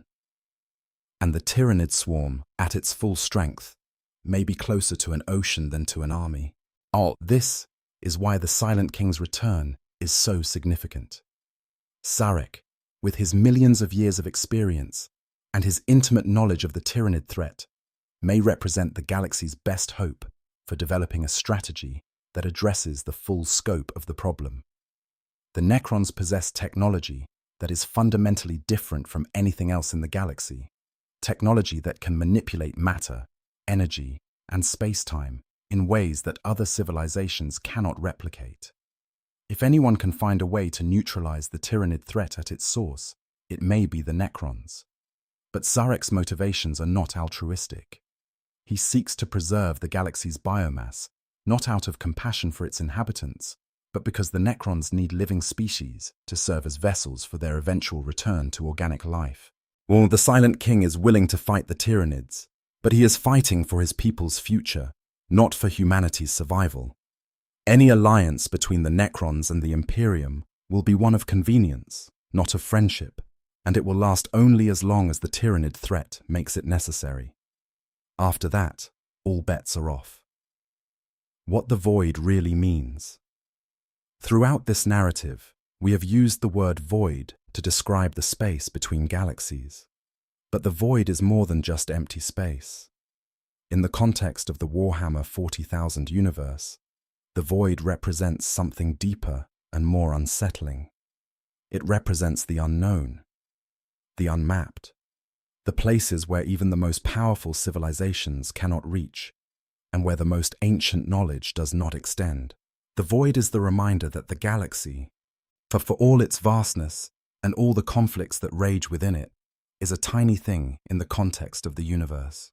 The wars between the Imperium and Chaos, between the Necrons and the Aeldari, between Orcs and everyone else.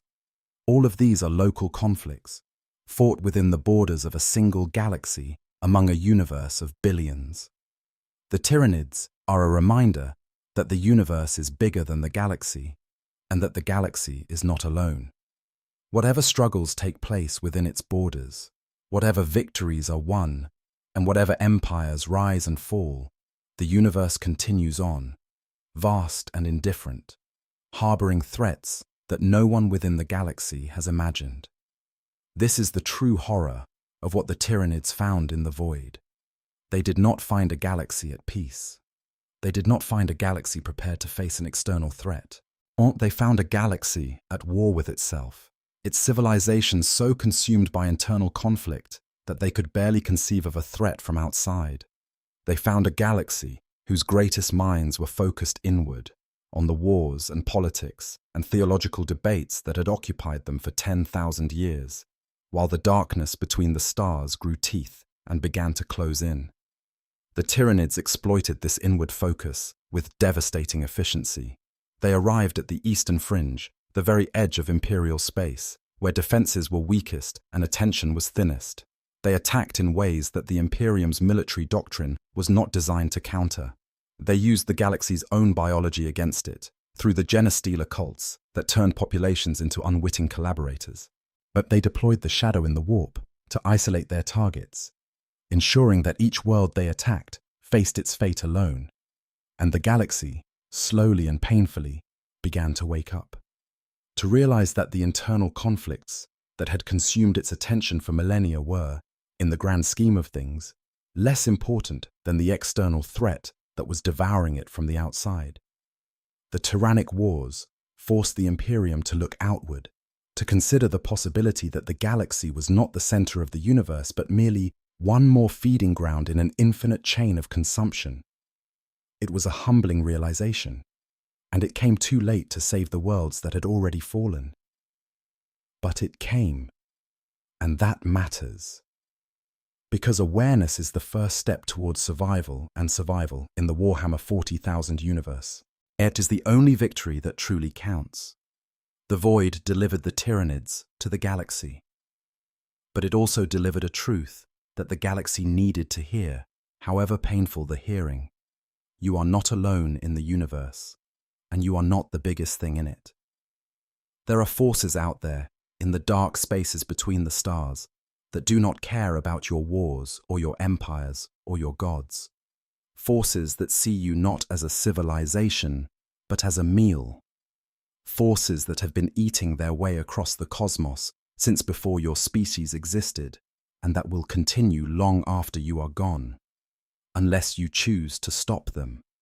Unless you choose to stand together to set aside the feuds and the rivalries and the ancient grudges and face the darkness as one.